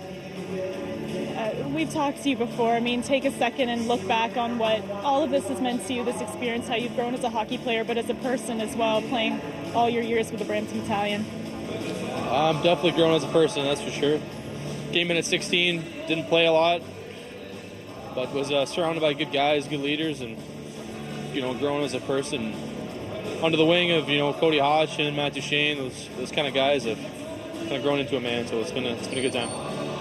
So have you thought next about what's coming up for you? I haven't put too much thought into it, but probably go get a degree and see how hockey goes from there. And finally, to all the battalion faithful, anything you'd like to say out there? Thanks for everything, highs and lows. It's been a good run. All right, thank you very much, Cameron. Best of luck to you. I'll let you join the boys in the change room. Thanks. Back up to you guys. Well, Cameron Wynn, certainly emotional and deservedly so. 5 years with the battalion, the longest-serving battalion player ever, and the only man a holdover from the 2009 OHL finalist team featuring, he talked about it, Matt Duchesne, Cody Hodgson, and probably one of the best teams the battalion have ever had. Some thoughts on not just the overagers, but the guys that may not be with this team next year. Well, certainly a great beginning in North Bay, but not everyone's going to get there. They're going to look back, and it's funny how a lot of these players can remember when the Brampton Battalion were born and wanting to wear a green jersey because it looked like a soldier, and then you end up playing for the team like that. Folia coming back to the area, Caledon kid. So for a lot of players, it's not just the 4 or 5 years that they played. It's the fact they knew about this team when they were younger. Cam Wynn had an opportunity at the end afterwards to come out after the 3 stars were selected and take a victory lap. He was joined by Brendan Childerley. Childerley came over from Owen Sound and really melded and fit in with this team. He became a very good a fiber of the team, if you will, one of the leaders that in a short stay has meant a lot to the green and gold. Well, you can look at this box scores or maybe the scoring stats and say, well, Chirley was maybe down here, but in terms of what this team needed at the start of the year, a big guy, a veteran presence, the things we don't see in the dressing rooms, the practices, the stuff players deal with on the personal level that you're kind of trying to block out, That's where the veterans come in and say, hey, we're a team, we're here to support you. Let's take care of family business, school business, and let's see if we can win some hockey games as well. Some guys that we like to talk about, and we've talked about a lot, other veteran players like Zach Bell, who was a heart and soul player for this team and is available to come back next year. Matt McLeod, a 93 birth year as well, another heart and soul kind of guy. And you got to wonder where the future will lead for a lot of these young men. Jake Smith, it's got to be hard for him as a young netminder getting beaten. But you know what? That's where guys grow. And when I look at a guy that a lot of people, the Brampton Battalion, will talk about, really Zach Bell, the work ethic, the defensive stuff. And I know people say they trapped a lot. They didn't work very hard to get offensive chances. But Zach Bell really epitomized what this Brampton Battalion team was all about, throwing his body out there. And then this year when he gets 9 goals in the regular season, and you see that kind of sly smile saying, boy, oh boy, this is the fun side too after blocking all those shots.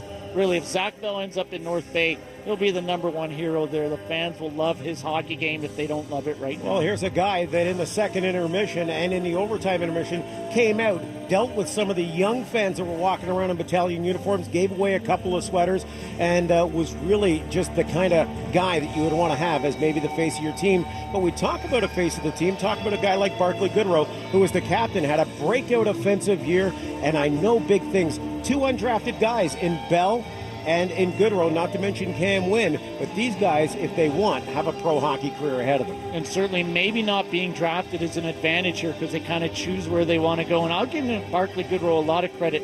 He did it without a lot of support. And I know you just saw Jerome McGinley get traded, and people said he never really had a #1 center the last couple of years. Talk about Barclay Goodrow and what he did this year offensively without what they had last year in Carrick and Waters and Lanes and veterans like that. Really, Barclay Goodrow did a lot of this by putting the team on the shoulder, helping the team win, and have a great offensive year. And he really did have a great offensive year. Every time Barclay Goodrow was on the scoreboard, it seemed the battalion were either in the lead or it was a big comeback goal, and that signals what your captain should be. When you look at Game 2, the shorthanded goal he scored, down 3-0, your coach gets pitched, you're one of the better offensive players, you sacrifice the body, and you get out there and score shorthanded to make it 3-1 and give your team a chance to win. Kind of shows what Barclay Goodrow meant as the captain for here. When you talk about guys with heart and soul, we talk about as well the goaltender for the Brampton Battalion. Matej Mahofsky played a lot of hockey this year and played very well for the battalion. We talk about guys that really excelled under this tight defense. He wasn't given a lot of credit for the quality goaltending he put up, but game in, game out, Matej Mahofsky got better and better and became one of the top goaltenders the battalion have ever had. Another guy that had a great job between the pipes, that's Frankie Palazese of the Sudbury Wolves. He was a game stopper here today and was the difference in why the Sudbury Wolves win this in 5 games. He's downstairs with our own Laura Barney. All right, thank you very much, guys. You did a great job of introducing him yourself, Doug. But boy, oh boy, what a difference from Game 1 to the remainder of the games. Definitely, as it gets quite loud in here, definitely a flip of the switch for you. Yeah, exactly. I mean, we came out and I think I let in 4 goals on about 24 shots, which is embarrassing. So I knew we lost the first game because of me, and I knew I had to definitely bounce back, and we did that through games 2 to 5. So how does it feel, though, especially knowing, beating all the critics who a lot of people made the assumption that Brampton was going to make it past the first round after how they had played you guys during the regular season. So how does it make you feel saying, I was right, you were wrong? Yeah, we saw some predictions before the series, and everybody had Brampton winning. I don't think anybody had us winning, but that's good for us. We like being the underdogs, and we knew Brampton was a great team, and they were going to be tough to beat. So we just stuck to our game plan, and we did it to a T every game through games 2 to 5, so it was good. All right, thank you very much. Congratulations once again. Good luck in the rest of the playoffs. Thank you. Back up to Doug and Peter, guys. Well, Frankie Palazese, thanks to him for taking time out. It's got to be difficult, too, in the winning side to be able to come out and go into the opposing arena and do an interview like that. Laura Barney, another great job, and thank you for your work all season long. It's been outstanding. Peter, some final thoughts on this season and how things are wrapping up for us here on Battalion Hockey. Well, we had a great crew to work with, and of course we appreciate the support the Brampton Battalion Hockey Club gives us with great information. And I tell you, partner, I know we can't look too far ahead, but I have a funny feeling you and I might do a road trip up to North Bay. I promise to drive up there. Thank you. And then I'll have a good weekend and be somewhat tired, and you can drive us back down. But I am looking forward to seeing a new beginning for this battalion squad up in North Bay. Absolutely. And, you know, when Peter touched on the people that work for this broadcast, the people behind the cameras, the people that sacrifice their time, those are all volunteers. When you see the names come up, these are people that give their time to your local community station and make this a better place to be. I've been lucky enough for 15 years to be a part of this, to be a part of the battalion family, to somewhat be a part of you at home, who have allowed us into your living rooms for 15 seasons for battalion hockey. And I'll tell you something, it is not the end of great hockey here in the Peel region, here in Brampton, or anywhere else. There's lots of great hockey just to get out and go see it. All you got to do is leave your front door or click on Rogers Community 10. Some final thoughts here, really, for the people in North Bay. Congratulations, you're getting a great bunch of kids. They're going to excite you to no end. And the battalion front office, led by Scott Abbott, Mike Griffin, and Phil Urkelani, will certainly make sure that you guys are well taken care of up there. So to you, we lend the torch and throw it forward and hold it high, because the Brampton Battalion will be yours from here on in. For my partner, Peter Curtis, I'm Doug Anderson. Thanks for joining us. And hey, one more thing. Last one out. Turn out the lights. The party's over. Even when I'm miles away, just because I may be leaving, it don't mean. While RSPs get all the attention from retirement savings,